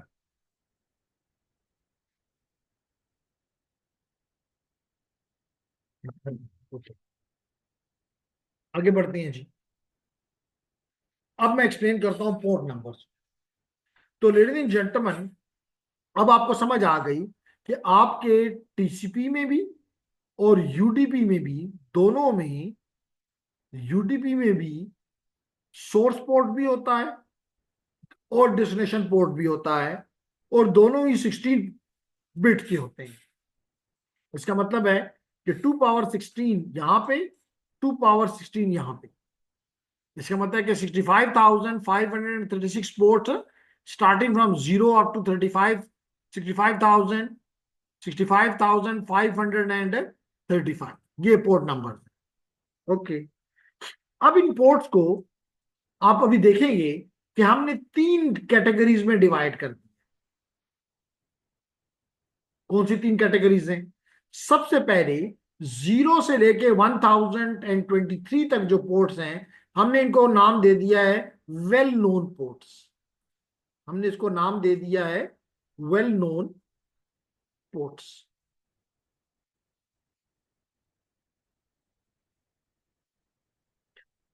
अब वेल नोन पोर्ट एक्सप्लेन करता हूं, लेकिन इससे आगे भी बता दूं कि 1024 से 49,151 तक they are called the registered ports. इसको भी एक्सप्लेन करता हूं क्या मतलब है। एंड फाइनली 49,152 से 65,535 तक they are called the ephemeral ports और टेम्पररी पोर्ट्स।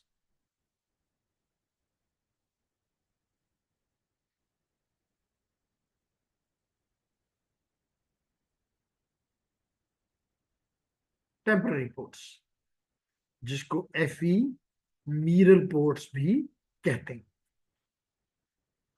ठीक है, आइडिया है अफीस इन तीनों पोर्ट्स के बारे में?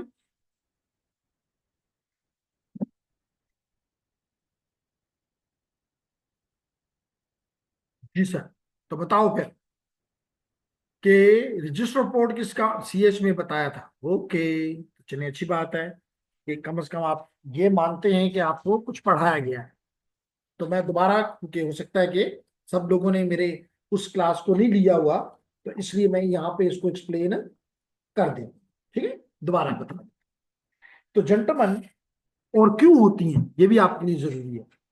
तो gentleman, well known ports, well known ports इसलिए होती हैं कि हमारे पास कुछ एप्लीकेशंस हैं जो कि वेल नोन एप्लीकेशंस हैं, वेल नोन एप्लीकेशंस हैं।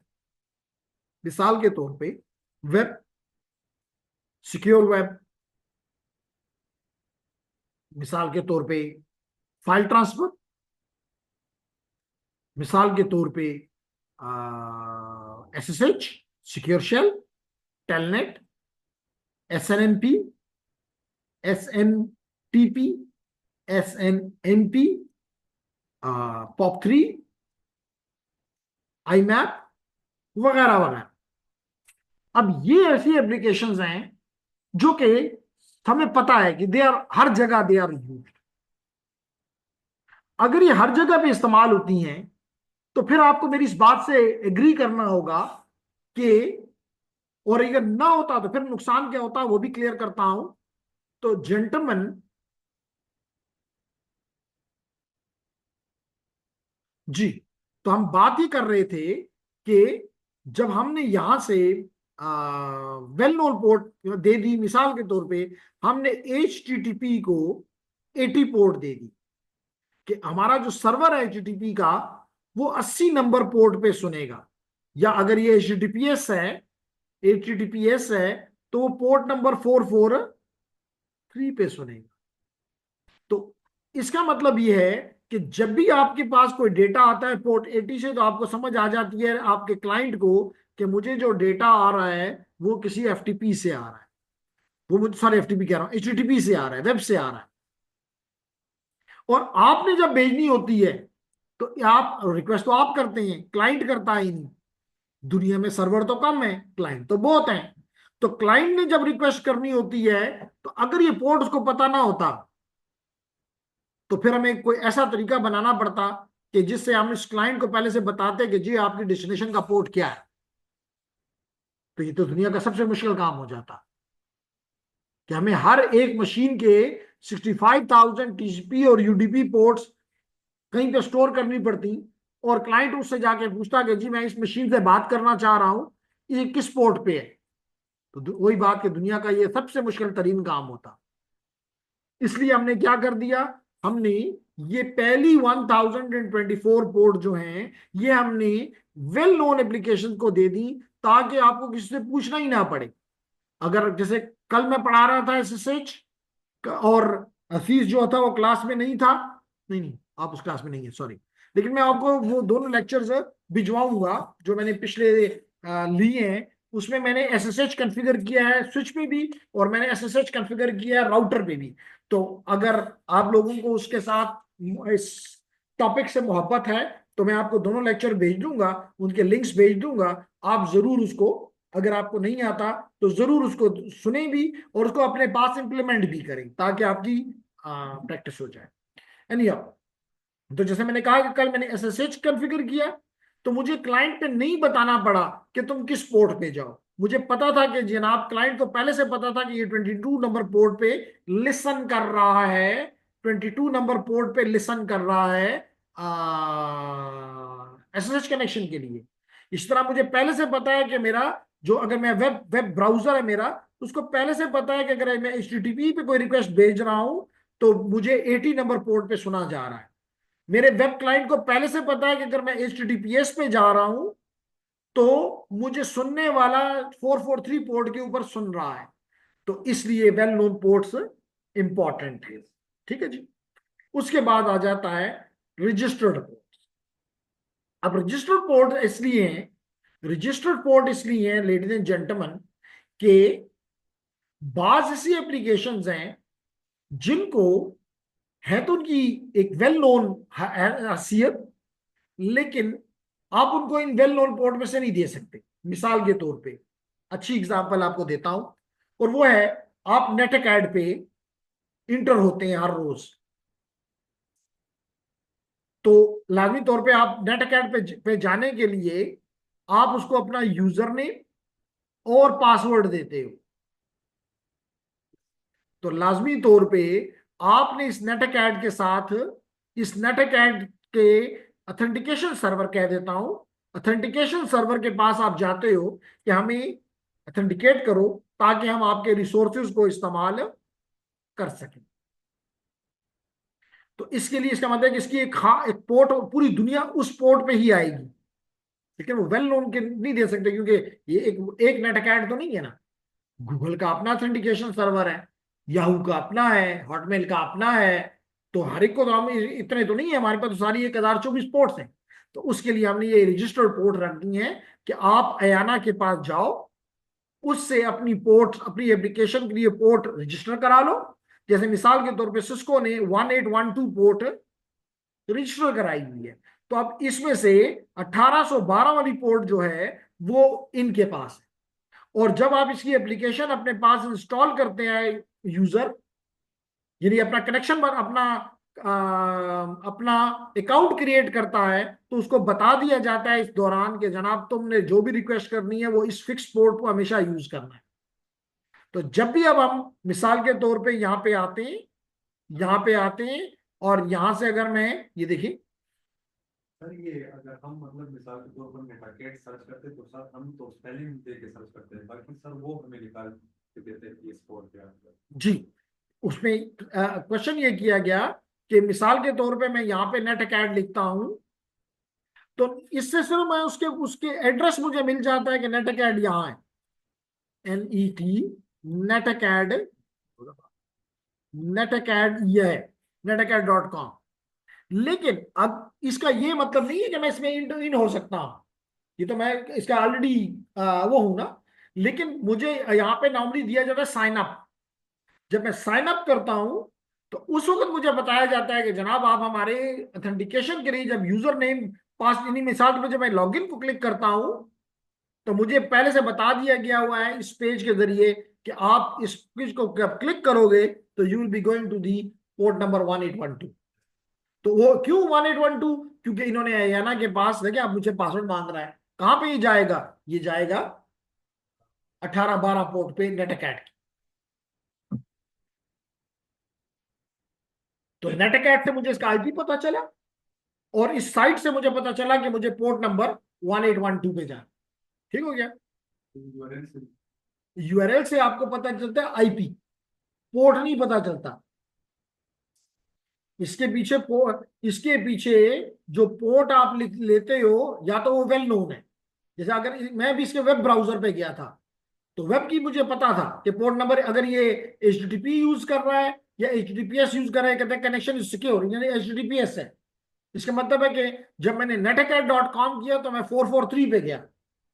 उसके बाद जब मैं इसके लॉगिन पे गया तो लॉगिन के लिए ऑथेंटिकेशन सर्वर पे जाना था, उसके लिए इसने मुझे बता दिया। जब मैंने इसकी एप्लीकेशन अपने पास इंस्टॉल की, जैसे जूम की आपने इंस्टॉल की, तो उसने जूम ने आपको बता दिया कि मेरे इस पोर्ट पे आके अपने आप को ऑथेंटिकेट किया करोगे। क्लियर हो गया? And for this purpose ladies and gentleman, for this purpose ladies and gentleman, we use the port, these port number, registered port number.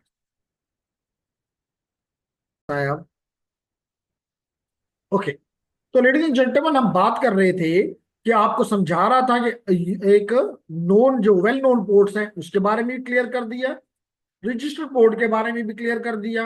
अब मैं आता हूं टेम्पररी पोर्ट्स की। तो मोस्टली क्लाइंट्स जो है वो ये पोर्ट इस्तेमाल करते हैं क्योंकि क्लाइंट ने अपनी रिक्वेस्ट भेजनी होती है वेल नोन सर्वर पे, वेल नोन एप्लीकेशन के लिए। तो उसको जो पता होता है कि मिसाल के तौर पर जैसे मैंने आपको कहा कि अगर आप ब्राउजर यूज कर रहे हैं तो उसको पता है कि आई विल बी रिक्वेस्टिंग इधर एट 80 or 443। लेकिन अपना पोर्ट वो इसके अंदर डाल के भेज देता है कि जेंटलमैन पोर्ट नंबर 80, मैं पोर्ट नंबर फॉर एग्जाम्पल इस रेंज में से कोई भी नंबर, जैसे अभी आपको नजर आ जाएगा, अभी आपको नजर आ जाएगा कि मैं यहां पे करता हूं नेट स्टैट, तो आप देखेंगे कि मेरा पोर्ट नंबर जो है वो यानी कि लोकल मशीन का, मेरा लोकल मशीन का पोर्ट नंबर ऑलवेज इज 49,000 से ज्यादा और 65,000 से कम होगा। ये देख लीजिए मेरा पोर्ट नंबर क्या है 59,000, जो कि मैं इस मशीन से बात कर रहा हूं, और उसका पोर्ट नंबर क्या है 443। फिर मैंने एक और मशीन से बात की, मेरा पोर्ट नंबर है 59,234, उसका पोर्ट नंबर 443।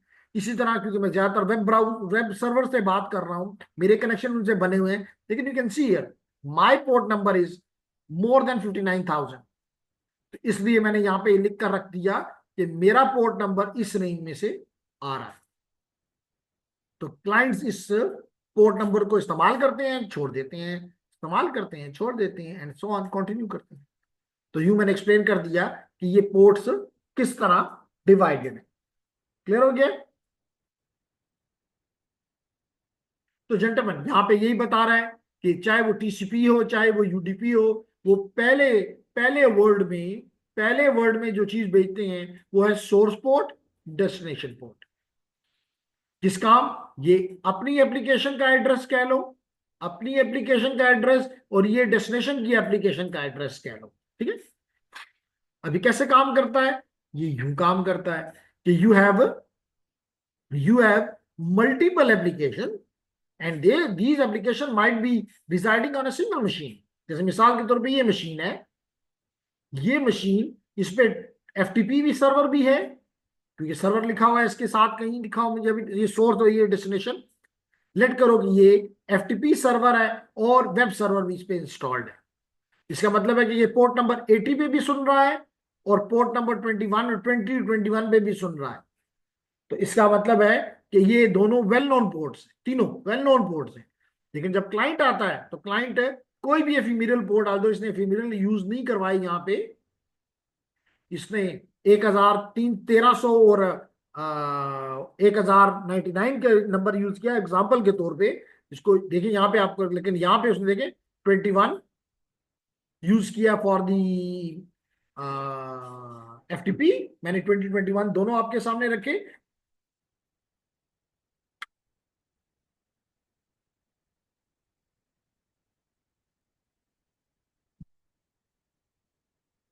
ओके, तो आगे बढ़ते हैं जी। तो हम बात कर रहे हैं कि ये वेल नोन पोर्ट पे सुन रहा है, जबकि हमारी एप्लीकेशन जो है यहां से वो किसी भी एफीमेरल पोर्ट पे आ सकती है। तो जैसे अब थोड़ा सा गौर अगर करें तो आपको नजर आ रहा है लेयर 2 का हेडर, L2 का हेडर, L3 का हेडर और L4 का हेडर। तो L4 में क्या है, सोर्स का पोर्ट जैसे 1099 और डेस्टिनेशन का पोर्ट 80। इसका मतलब this request is going to the web. और देन यूजर डेटा है और ट्रेलर है, लेयर 2 का ट्रेलर है। तो आपको यहां से नजर आ रहा है कि दिस एप्लीकेशन जो कि रिक्वेस्ट कर रही है, they are requesting for the web, that is requesting for the, देखिए लिखा हुआ web client, for the web. इसी तरह अगर मैं आपको कहूं कि आपके पास पेन भी है, कागज भी है, इस पहली के लिए आप हेडर बनाओ, तो अब लाजमी तौर पे अगर इसका ये पार्ट चेंज नहीं होगा तो layer 2 will remain same, layer 2 will remain same, layer 3 will also same, because आपका इसका आईपी वही है 1.7, 1.7 आपका भी आईपी वही सेम है 1.5। तो इसका मतलब कि लेयर 3 का हेडर भी चेंज नहीं होगा। हाँ, लेयर 4 का हेडर चेंज होगा। लेयर 4 का हेडर में सोर्स पोर्ट अप हो जाएगी वन था, इसके एग्जांपल के मुताबिक 1305, और डेस्टिनेशन की पोर्ट हो जाएगी because it is going to the FTP port number इस एग्जांपल के मुताबिक 21। तो आपने देखा कि ये पोर्ट आपकी चेंज हो गई, ये L4 का हेडर आपका चेंज हो गया। बाकी यूजर डेटा होगा, ताकि तो वो तो चेंज होता है, यूजर डेटा है, और फिर इस पूरे का CRC किया हुआ आपके ट्रेलर में मौजूद होगा। तो बात समझ आ गई? पूरे 5 layers का वो बन गया। जी बिल्कुल जी। इसमें आपके लिए एप्लीकेशन लेयर भी काम करती हुई दिखाई दे रही है, आपकी ट्रांसपोर्ट लेयर भी काम करती दिखाई दे रही है, आपकी आईपी लेयर भी काम करती यानी का दिखाई दे रही है, इसमें आपकी डेटा लिंक लेयर भी काम करती दिखाई दे रही है। फिजिकल लेयर से दिखाई नहीं दे रही, जो कि मीडिया में आपको यहाँ दिखाई दे रही है जी।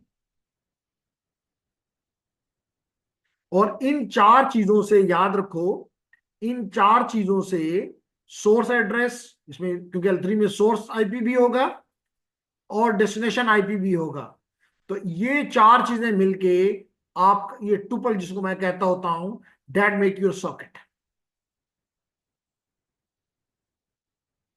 That make your socket. What is socket? Socket is an API. What is an API? Application Programming Interface. So this is an API, which means a programming interface between the application and the operating system. Clear हो गया? And that socket is designated by this box, which contains the source IP, destination IP, source port, destination port. Ji ladies and gentlemen, तो इस तरह multiple sockets operating system से बात करते हैं simultaneously.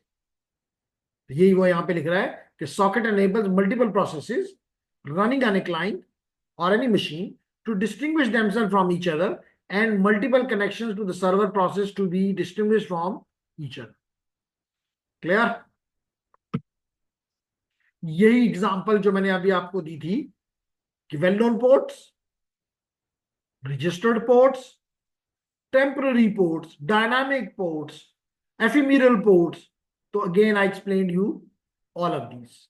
कहते these ports are known as, इसमें देखें ephemeral ports, ephemeral को होता है temporary, ephemeral को अगर आप चेक करें तो ephemeral, temporary, यानी कि private ports, यानी कि dynamic ports, यानी dynamic मतलब है कि आपकी फिक्स नहीं है, ठीक है। इसी तरह dynamic ports are is used to identify the client application, to client application। इस तरह मैंने बताया रजिस्टर्ड पोर्ट, मैंने अभी आपको एग्जांपल दी 1812 की, जो कि रेडियस सर्वर है कि एप्लीकेशन रेडियस के लिए इस्तेमाल किया। किसने? Cisco as registered port number this, किसके पास? अयाना के पास। फिर मैंने आपको वेल नोन बताया, जो कि वेल नोन आपकी जो एप्लीकेशंस हैं उनके लिए डेडिकेटेड है, स्टैंडर्ड में पहले से आइडेंटिफाइड है। ठीक हो गया जी, तो ये भी मैंने आपको बता दिया हुआ है। फिर हम जाते हैं, ये एग्जांपल के तौर पे कुछ आपको बता रहा है कि जी ये देखो ये वेल नोन पोर्ट्स हैं। ये देखें जैसे टीसीपी है फाइल ट्रांसफर के लिए, एफटीपी के लिए पोर्ट नंबर 20 और 21 फॉर एफटीपी, 22 के लिए एसएसएच, 23 के लिए टेलनेट। मुझे देखिए याद आ गया था तो मैंने आपको बता दिया था कि ईमेल के लिए 25, आपके डीएनएस के लिए 53, आपके डीएचसीबी के लिए 67 और 68। तो ये आपको नजर आ रहा है कि दे आर ऑल वो 1023 से कम है। ठीक है ना जी। आई मैप और पॉप आखिर में देखो तो आपको नजर आ रहा है कि 110 और 143, अगेन ये 1423 से कम है। तो it is showing you the well known ports. ठीक है, ये टेलनेट मैंने भी आपको करके यहाँ पे भी दिखाया, इसने भी नेट नेट स्टार्ट किया, मैंने भी आपको ट्राई करके पहले से दिखा दिया कि जी देखें it is using the TCP protocol. तो ये क्या क्या बता रहा है, ये बता रहा है कि कौन कौन सा प्रोटोकॉल के बारे में, आपकी मशीन का क्या एड्रेस है, आपकी मशीन का क्या पोर्ट है, आपके जिससे आप बात कर रहे हैं डेस्टिनेशन का क्या आईपी है, क्या पोर्ट है, और कनेक्शन का स्टेटस क्या है, स्टैब्लिश्ड है या क्लोज वेट है। तो क्लोज वेट जो ये होता है, इसका मतलब है कि अभी उसका क्लोज वेट का, if I remember correctly, half open connection को क्लोज वेट कहा जाता है। फिर मैं यहां देख के कंफर्म कर देता हूं।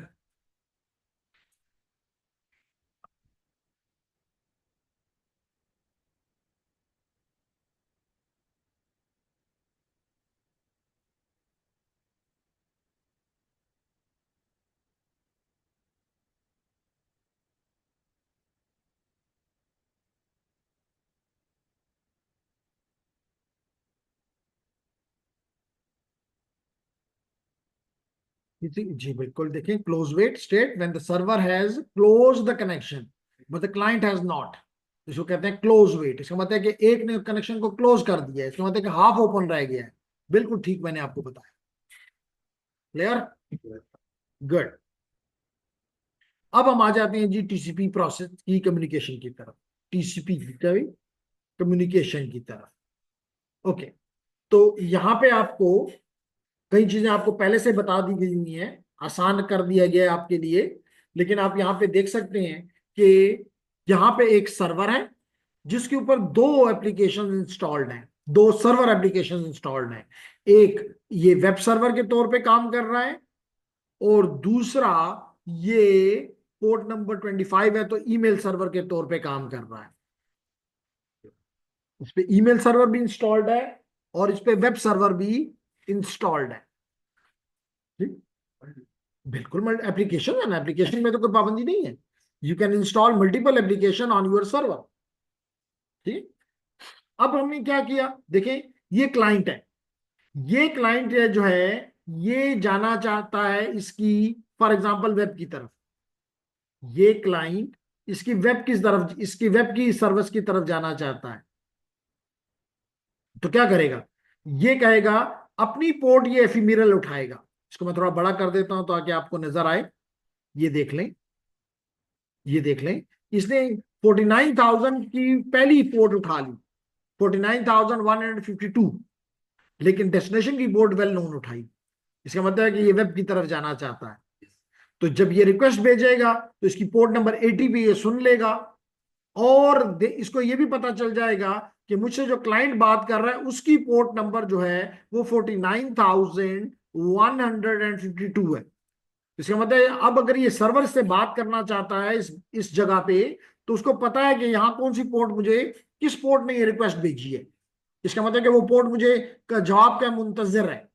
तो ये क्या करेगा, सोर्स में तो अपनी पोर्ट डाल देगा 80, डेस्टिनेशन देखिए आप देख रहे हैं सोर्स में डाल देगा अपनी पोर्ट नंबर 80 और डेस्टिनेशन की पोर्ट में डाल देगा 49,152। इसी तरह आप देख रहे हैं कि एक और क्लाइंट भी इस मशीन पे आना चाह रहा है, उसने ले ली 51,152। कोई भी एफीमेरल, टेम्पररी, डायनामिकली, कोई रूल नहीं है, डायनामिकली। और यहां पे डेस्टिनेशन में उसने डाल दिया पोर्ट नंबर 25।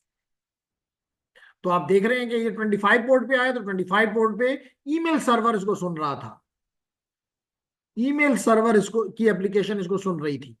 तो ये इस एप्लीकेशन के पास आया, अब एप्लीकेशन ने जवाब देना है, रिस्पांस देना है, एसएमटीपी रिस्पांस।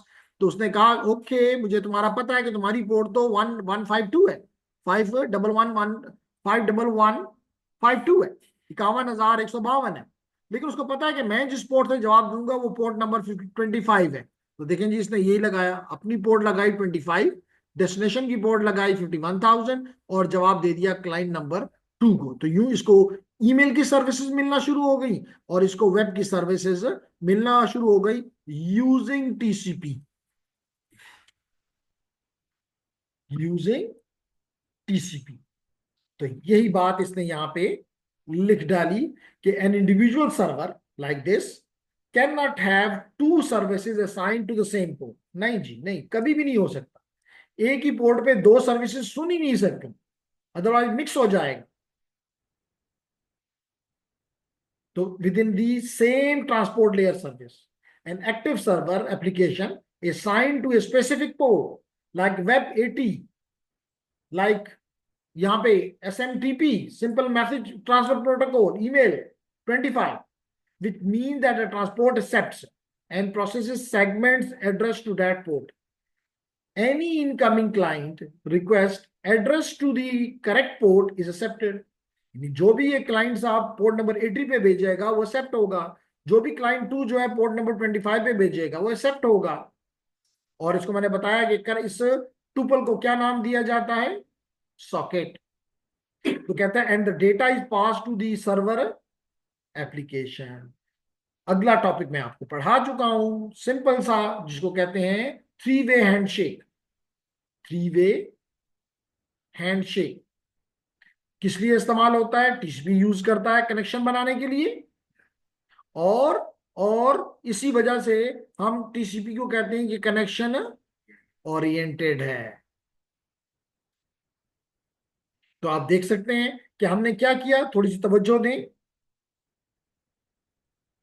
कि हमसे मुराद कोई भी, मिसाल तौर पे क्लाइंट ने इस मशीन को, सर्वर मशीन को से बात करना चाहिए, तो उसने भेजा एक सिंक पैकेट, और सिंक पैकेट को कैसे बताया गया?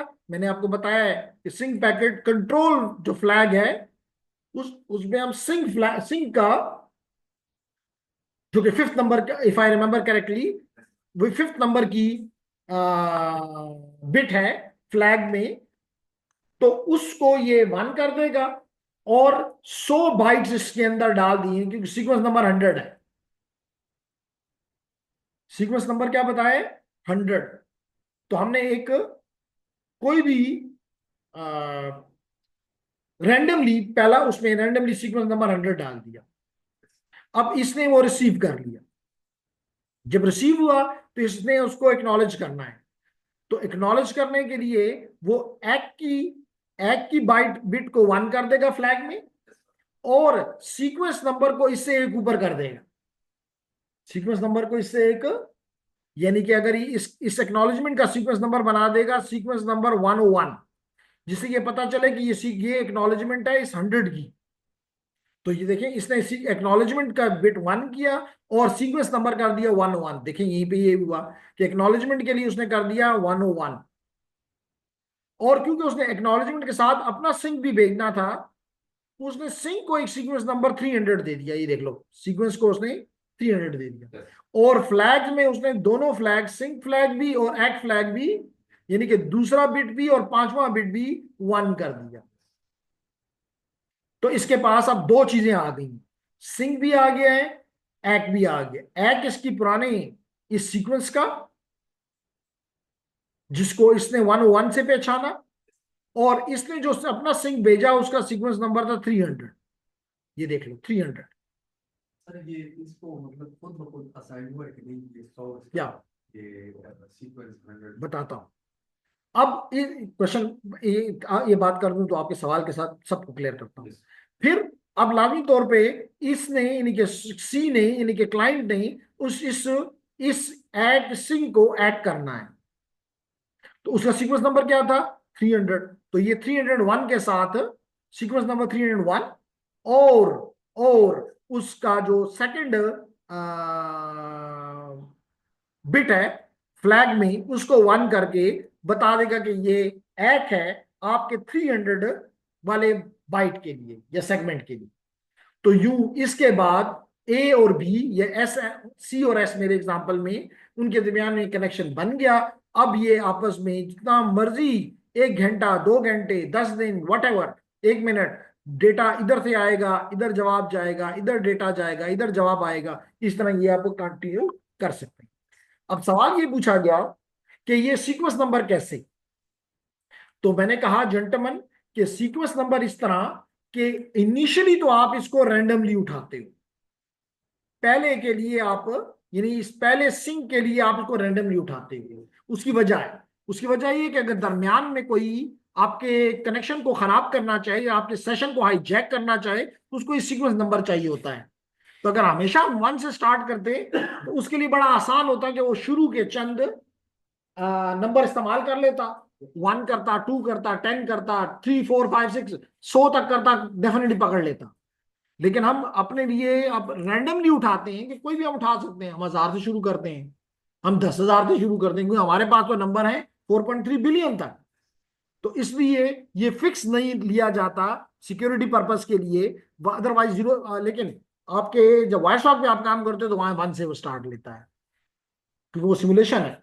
लेकिन मोस्टली या ऑलवेज जो हमारे सिस्टम्स हैं उसमें पहली दफा जब स्टार्ट होता है तो this number is taken as random.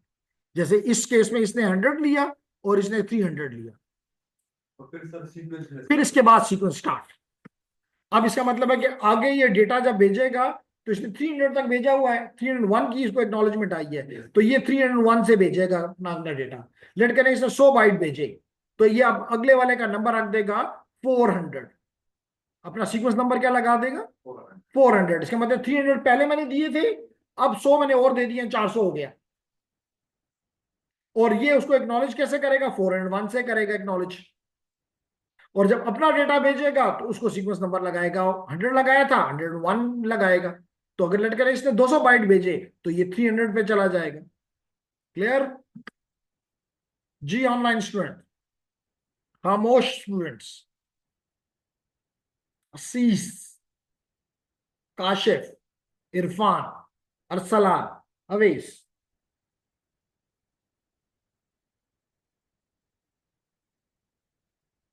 असीस को अभी क्लियर है, लेकिन उसने कहा कि मैंने ये पहले आपसे पढ़ चुका हूं।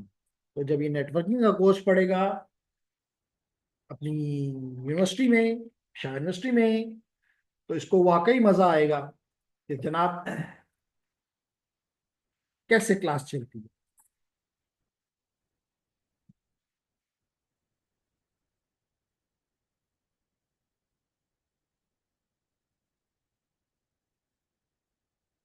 यस सर, 4th सेमेस्टर में है वो, मजे हैं तुम्हारे फिर।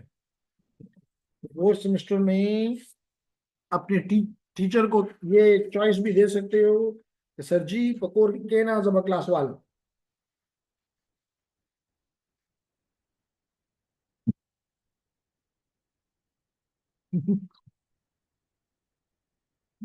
ओके। और एक क्लास लोगे तो स्टूडेंट खुद कहेंगे कि भाई बस असीस पढ़ा दिया करे, सर की जरूरत नहीं है। आगे चलते हैं।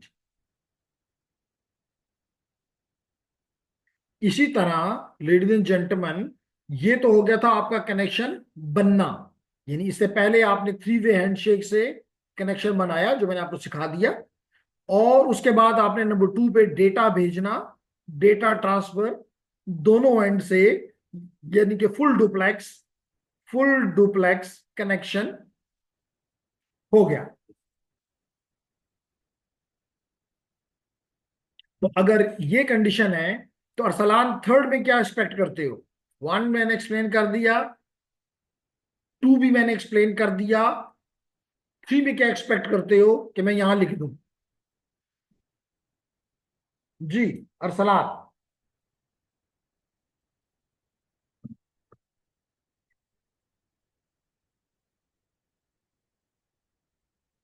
शाबाश, जल्दी से जवाब दो, इतना टाइम हम नहीं देंगे आपको।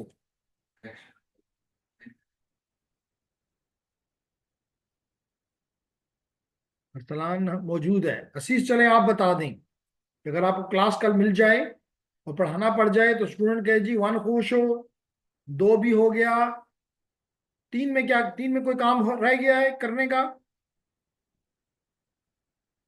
तो जवाब में है क्वेश्चन समझ नहीं आई। जनाब बड़ा आसान सा सवाल है। सवाल यह है कि नंबर 1 पे असीस नजर आ रहा है कि मैंने 3 वे हैंडशेक से कनेक्शन बनाया। नंबर 2 पे मैं आया तो लाइन पे कनेक्शन बन गया था, मैंने दोनों एंड नहीं, यानी फुल डुप्लेक्स लिए मैंने लिखा कि आप समझ जाओ कि दोनों एंड से अब डेटा आ जा रहा है बिटवीन ए एंड बी। अब जब ये भी हो गया तो फिर 3 पे क्या, आप 3 पे क्या एक्सपेक्ट करते हो, क्या होना चाहिए?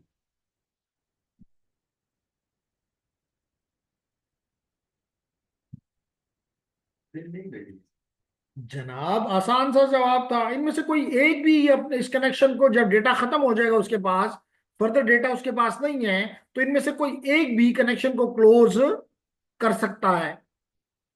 तो क्लोज इसके साथ मैं इधर भी एरो लगाता हूं और क्लोज इधर भी एरो लगाता हूं कि एक या तो ये क्लोज करेगा या ये क्लोज कर देगा, या ए करेगा या बी करेगा। इतना मुश्किल सवाल तो नहीं था। आशीष से क्लास वापस।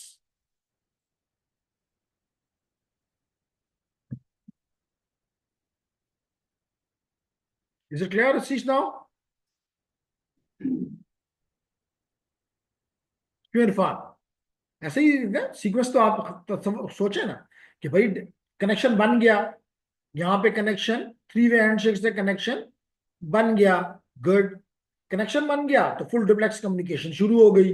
ए ने बी को भेजे, बी ने ए को भेजे, वेरी नाइस। कभी तो बंद भी करना है। तो इसका मतलब है फिर, यानी जो कनेक्शन बनाया है, रिसोर्सेज इस्तेमाल किए हैं, अब हम उन्हें उनको रिलीज करना है। तो जिस जो भी चाहे, हो सकता है कि कनेक्शन शुरू ए ने किया हो, लेकिन हो सकता है कि बी उसको अपने तरफ से क्लोज करे। लेकिन याद रखो कि जब एक क्लोज करता है तो इसको कहते हैं हाफ ओपन। और हाफ ओपन का निशानी कहां से नजर आएगी? यहां से नजर आएगी, ये देख लो। स्टेटस क्या है? Close wait. तो क्लोज वेट में क्या है कि एक ने कनेक्शन बंद कर दिया है और दूसरे ने अभी तक नहीं किया। और जब दोनों कर देते हैं तो बस फिर यहां से, जब दोनों कर देंगे तो फिर यहां से इनकी एंट्री उड़ जाएगी, क्योंकि अब तो कनेक्शन ही नहीं है, खत्म, नो मोर रिक्वायर्ड। जी, तो 2 यहां पे है। ओके, कनेक्शन डिस्कनेक्ट हो गया।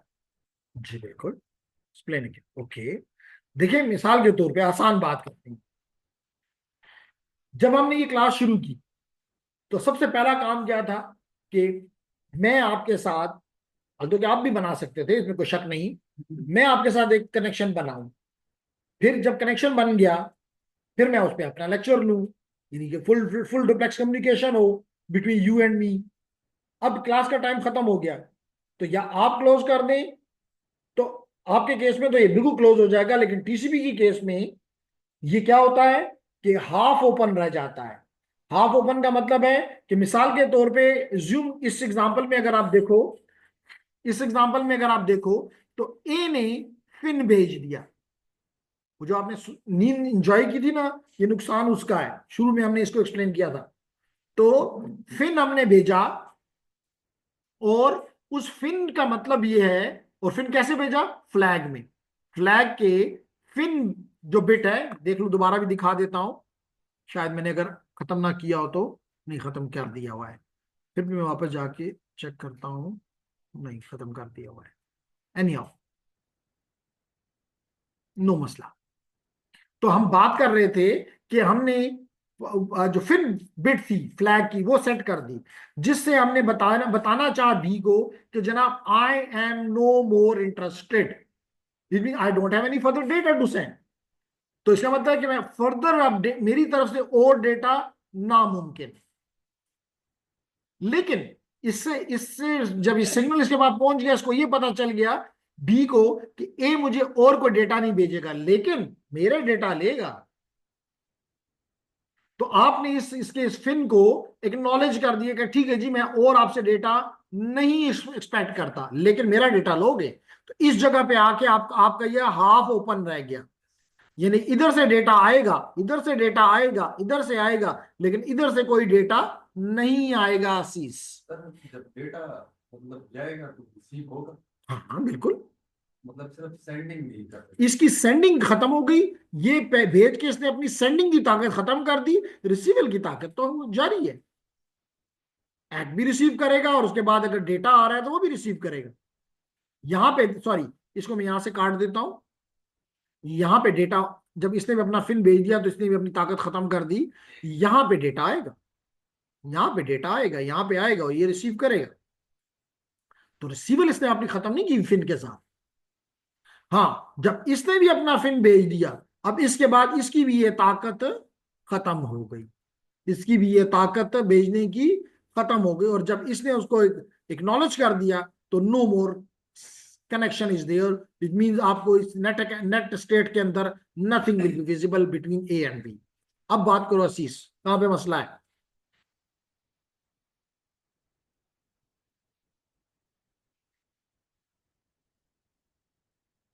क्लियर है, नाइस। ओके, तो जनाब हमने यहाँ पे functions of the three way handshake क्या थे? बड़ा आसान है, क्या इसमें मुश्किल बात है भाई? इसका काम ये था कि कनेक्शन स्टैब्लिश कर दे, establish that the destination device is present, available and willing. Number two, it verifies that destination device has an active service. Service means application running. Application running. And is accepting request on the port number 80, for example. Here, it informs the destination device that the source client intend to establish a communication session on that port. After the communication is completed, the session is closed by using the fin flag or by using the reset flag. But this is used which is ungraceful, कि बस अगर किसी एक ने भी reset का flag भेज दिया तो बस उसी वक्त कनेक्शन दोनों तरफ ना खत्म, झगड़ा शुरू। रीसेट इज झगड़ा शुरू, न दसरा खबर को न मासरा खबर कहा, दैट इज रीसेट। ठीक है ना? तो लेकिन यहां पे ग्रेसफुली खत्म करने का तरीका क्या होता है? फिन भेजना। And with the fin, the connection is terminated. The connection and session establish mechanism enables a TCP reliability function. तो इसका मतलब कनेक्शन बनाने से आपको रिलायबिलिटी मिल जाती है कि हाँ मेरा दूसरे एंड पे मौजूद है और सुन रहा है। फिर लेडीज एंड जेंटलमैन चले, जो आपने शुरू में मिस किया वो यहाँ पे अवेलेबल दोबारा हो गया कि we have 6 bits in the flag which is normally called the control bits. So you can see that you have these 6. So number 1, number 2, number 3, number 4, number 5 and number 6. तो मिसाल के तौर पे अगर आपने सिंक भेजना है तो सिंक किस नंबर पे है? 5वें नंबर पे है। तो यहां पे आप क्या लिख देंगे? 000010। तो that is equal in to a SYN. अगर मिसाल के तौर पे आप फिन भेजना चाहते हैं तो fin is 6-1. It will be 000001. It is a fin. अगर आप भेजना चाहते हैं sin प्लस एक, इसका मतलब है कि आपको सेकंड बिट और फिफ्थ बिट को 1 करना है। तो ये 3 कितने हो गए? 1, ये 1 हो जाएगा और फिर ये 0। तो देखें 5वां बिट 1 हो गया और दूसरा बिट 1 हो गया। It tells the system that it is what is there is sin plus एक, यानी कि ये मेरी तरफ से कनेक्शन की रिक्वेस्ट है और आपकी एक्नॉलेजमेंट है। इसी तरह मैंने बताया बिफोर चीज के सोने के टाइम पे कि पुश कब, मिसाल के तौर पे आपको पता है इसके ऊपर आपकी एप्लीकेशन लेयर है। एप्लीकेशन लेयर आपको जितनी मर्जी बाइट है वो दे सकता है, मे भी 50 दे, फिर उसके बाद 100 दे, फिर उसके बाद 200 दे, फिर उसके बाद 1000 दे। Nobody stops the application.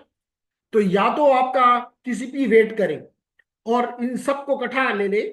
पहले अगर 50 आई, फिर उसके बाद 100 आई, फिर उसके बाद 500 आई, इसका मतलब उसके बाद 650 बाइट्स हो गई हैं। ये 650 बाइट जो है वो नेटवर्क लेयर के हवाले कर दे एक सेगमेंट बना के। उसके साथ अपना हेडर लगा के दे दे। लेकिन अगर पुश फ्लैग जो है वो सेट है, इसका मतलब है आपने 50 बाइट्स दी, तो आपने उसको हुक्म दे दिया कि जनाब जितनी दी है वेट मत करो, भेज दो उसको नेक्स्ट लेयर को, चाहे छोटा है बड़ा है डजंट केयर। तो that is the push flag. फिर आपको मैंने अर्जेंट ट्राई किया बस एक, बाकी तो मैंने रिसेंट भी समझा दिया, पुश भी समझा दिया, एग भी समझा दिया, सिंक भी समझा दिया, फिन भी समझा दिया। अर्जेंट, अर्जेंट इसलिए होता है कि अगर urgent black which is the number one, इसका मतलब है कि अगर 1 और 5 जीरोस हैं, इसका मतलब this is the urgent flag, URG। ये बताता है कि जनाब ये 16 बिट पढ़ो, ये एड्रेस है किसका, इसमें जो आपका डेटा है उस डेटा में कहां तक इसमें अर्जेंट, यानी यहां उसने शो करिए कि मेरे पास अर्जेंट, इस सेगमेंट में अर्जेंट डेटा है, मेरे सेगमेंट में अर्जेंट डेटा है। यहां उसने बता दिया कि वो अर्जेंट डेटा कहां खत्म हो रहा है, ताकि आप अभी से लेके यहां तक उसको अर्जेंटली ट्रीट करो, प्रोसेस करो। यही बात करना चाह रहा है सर, मतलब पॉइंट का मतलब है अगर ये 5 सेगमेंट्स में मतलब डिवाइड हो गया, मतलब 14 इसमें सेगमेंट नहीं है, बाइट वाइज है।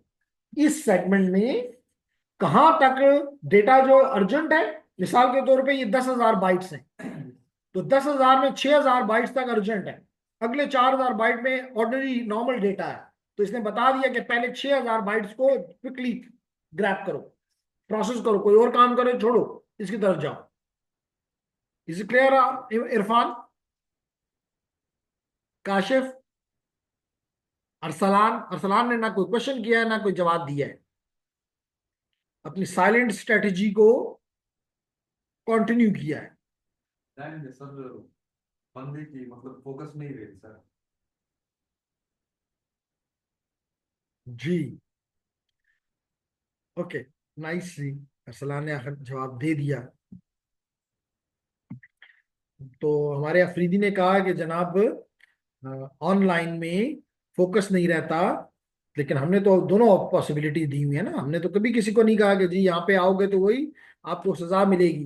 हाँ ये है कि आपको ठंडे मौसम का बर्दाश्त भी करना होगा, हर कुछ करना होगा, लेकिन कुछ पाने के लिए, वो मेरे एक स्टूडेंट ने बड़ा अच्छे वर्ड मुझे चंद दिन पहले कहे थे कि सर कंफर्ट जोन से कुछ पाने के लिए कंफर्ट जोन से निकलना पड़ता है। Anyhow, reliability and flow control, तो मेरा ख्याल है कि आज यहाँ तक हम इसको, आज तो थोड़ा सही रहता है लेकिन यहाँ मैं इसको रोक देता हूँ, ताकि आज आज तो कितना फर्क नहीं है इस क्लास में, इसकी स्ट्रेंथ नॉर्मली इतनी ही होती है, लेकिन फिर भी शायद कोई स्टूडेंट ऐसा हो जिसके एग्जाम की वजह से, जैसे हमारा काशिफ वो है, हसनैन है, तो इसलिए वो कहेगा जी आपने सारा कुछ एक ही उसमें खत्म कर दिया। Sir I always prefer physical classes, very nice जी, but I am sick from 3 to 4 days। Okay जी, we pray for you, you may be okay, you may be fine as quickly as possible. देखें ये फर्क होता है कि he might be, is not, जैसे वो बता रहे हैं इरफान के, is not feeling well, but at least मैंने सेकंड डिग्री पे तो चला गया ना, कि क्लास तो ले ली, अब दोबारा किसी को भी इसकी वीडियो सुनेगा उसको ये बातें सारी क्लियर होंगी। तो चलें, दैट्स ग्रेट, आप लोगों के लिए एक अच्छा मैसेज है कि अगर आप बीमार भी हैं तो अगर, लेकिन उठ के बैठ सकते हैं, ठीक है, बाहर नहीं निकल सकते, तो कम से कम मिस ना करें, ये अपॉर्चुनिटी है, ठीक है। तो चलें, that's nice to have a class today, even in a very cloudy weather. We enjoyed that class. So thank you very much for your time. See you inshallah. अच्छा एक चीज और बताता चलो, आशीष ने हमें छोड़ गया, अगले week I will be not here, क्योंकि सिस्को जिस जाओ ऑफिशियल उस पर जाऊंगा, Cisco is celebrating their 40th anniversary, तो उसमें पार्टिसिपेशन के लिए I will not here. Thursday को है, लेकिन वापसी भी मैं संडे को वहाँ यहाँ पे पहुंचूंगा, तो क्लासेस नहीं ले सकूंगा, तो नेक्स्ट वीक हमारी क्लासेस नहीं होंगी, और उसके नेक्स्ट इंशाल्लाह फिर रेगुलर होंगी। थैंक यू वेरी मच जी, अल्लाह हाफ़िज़।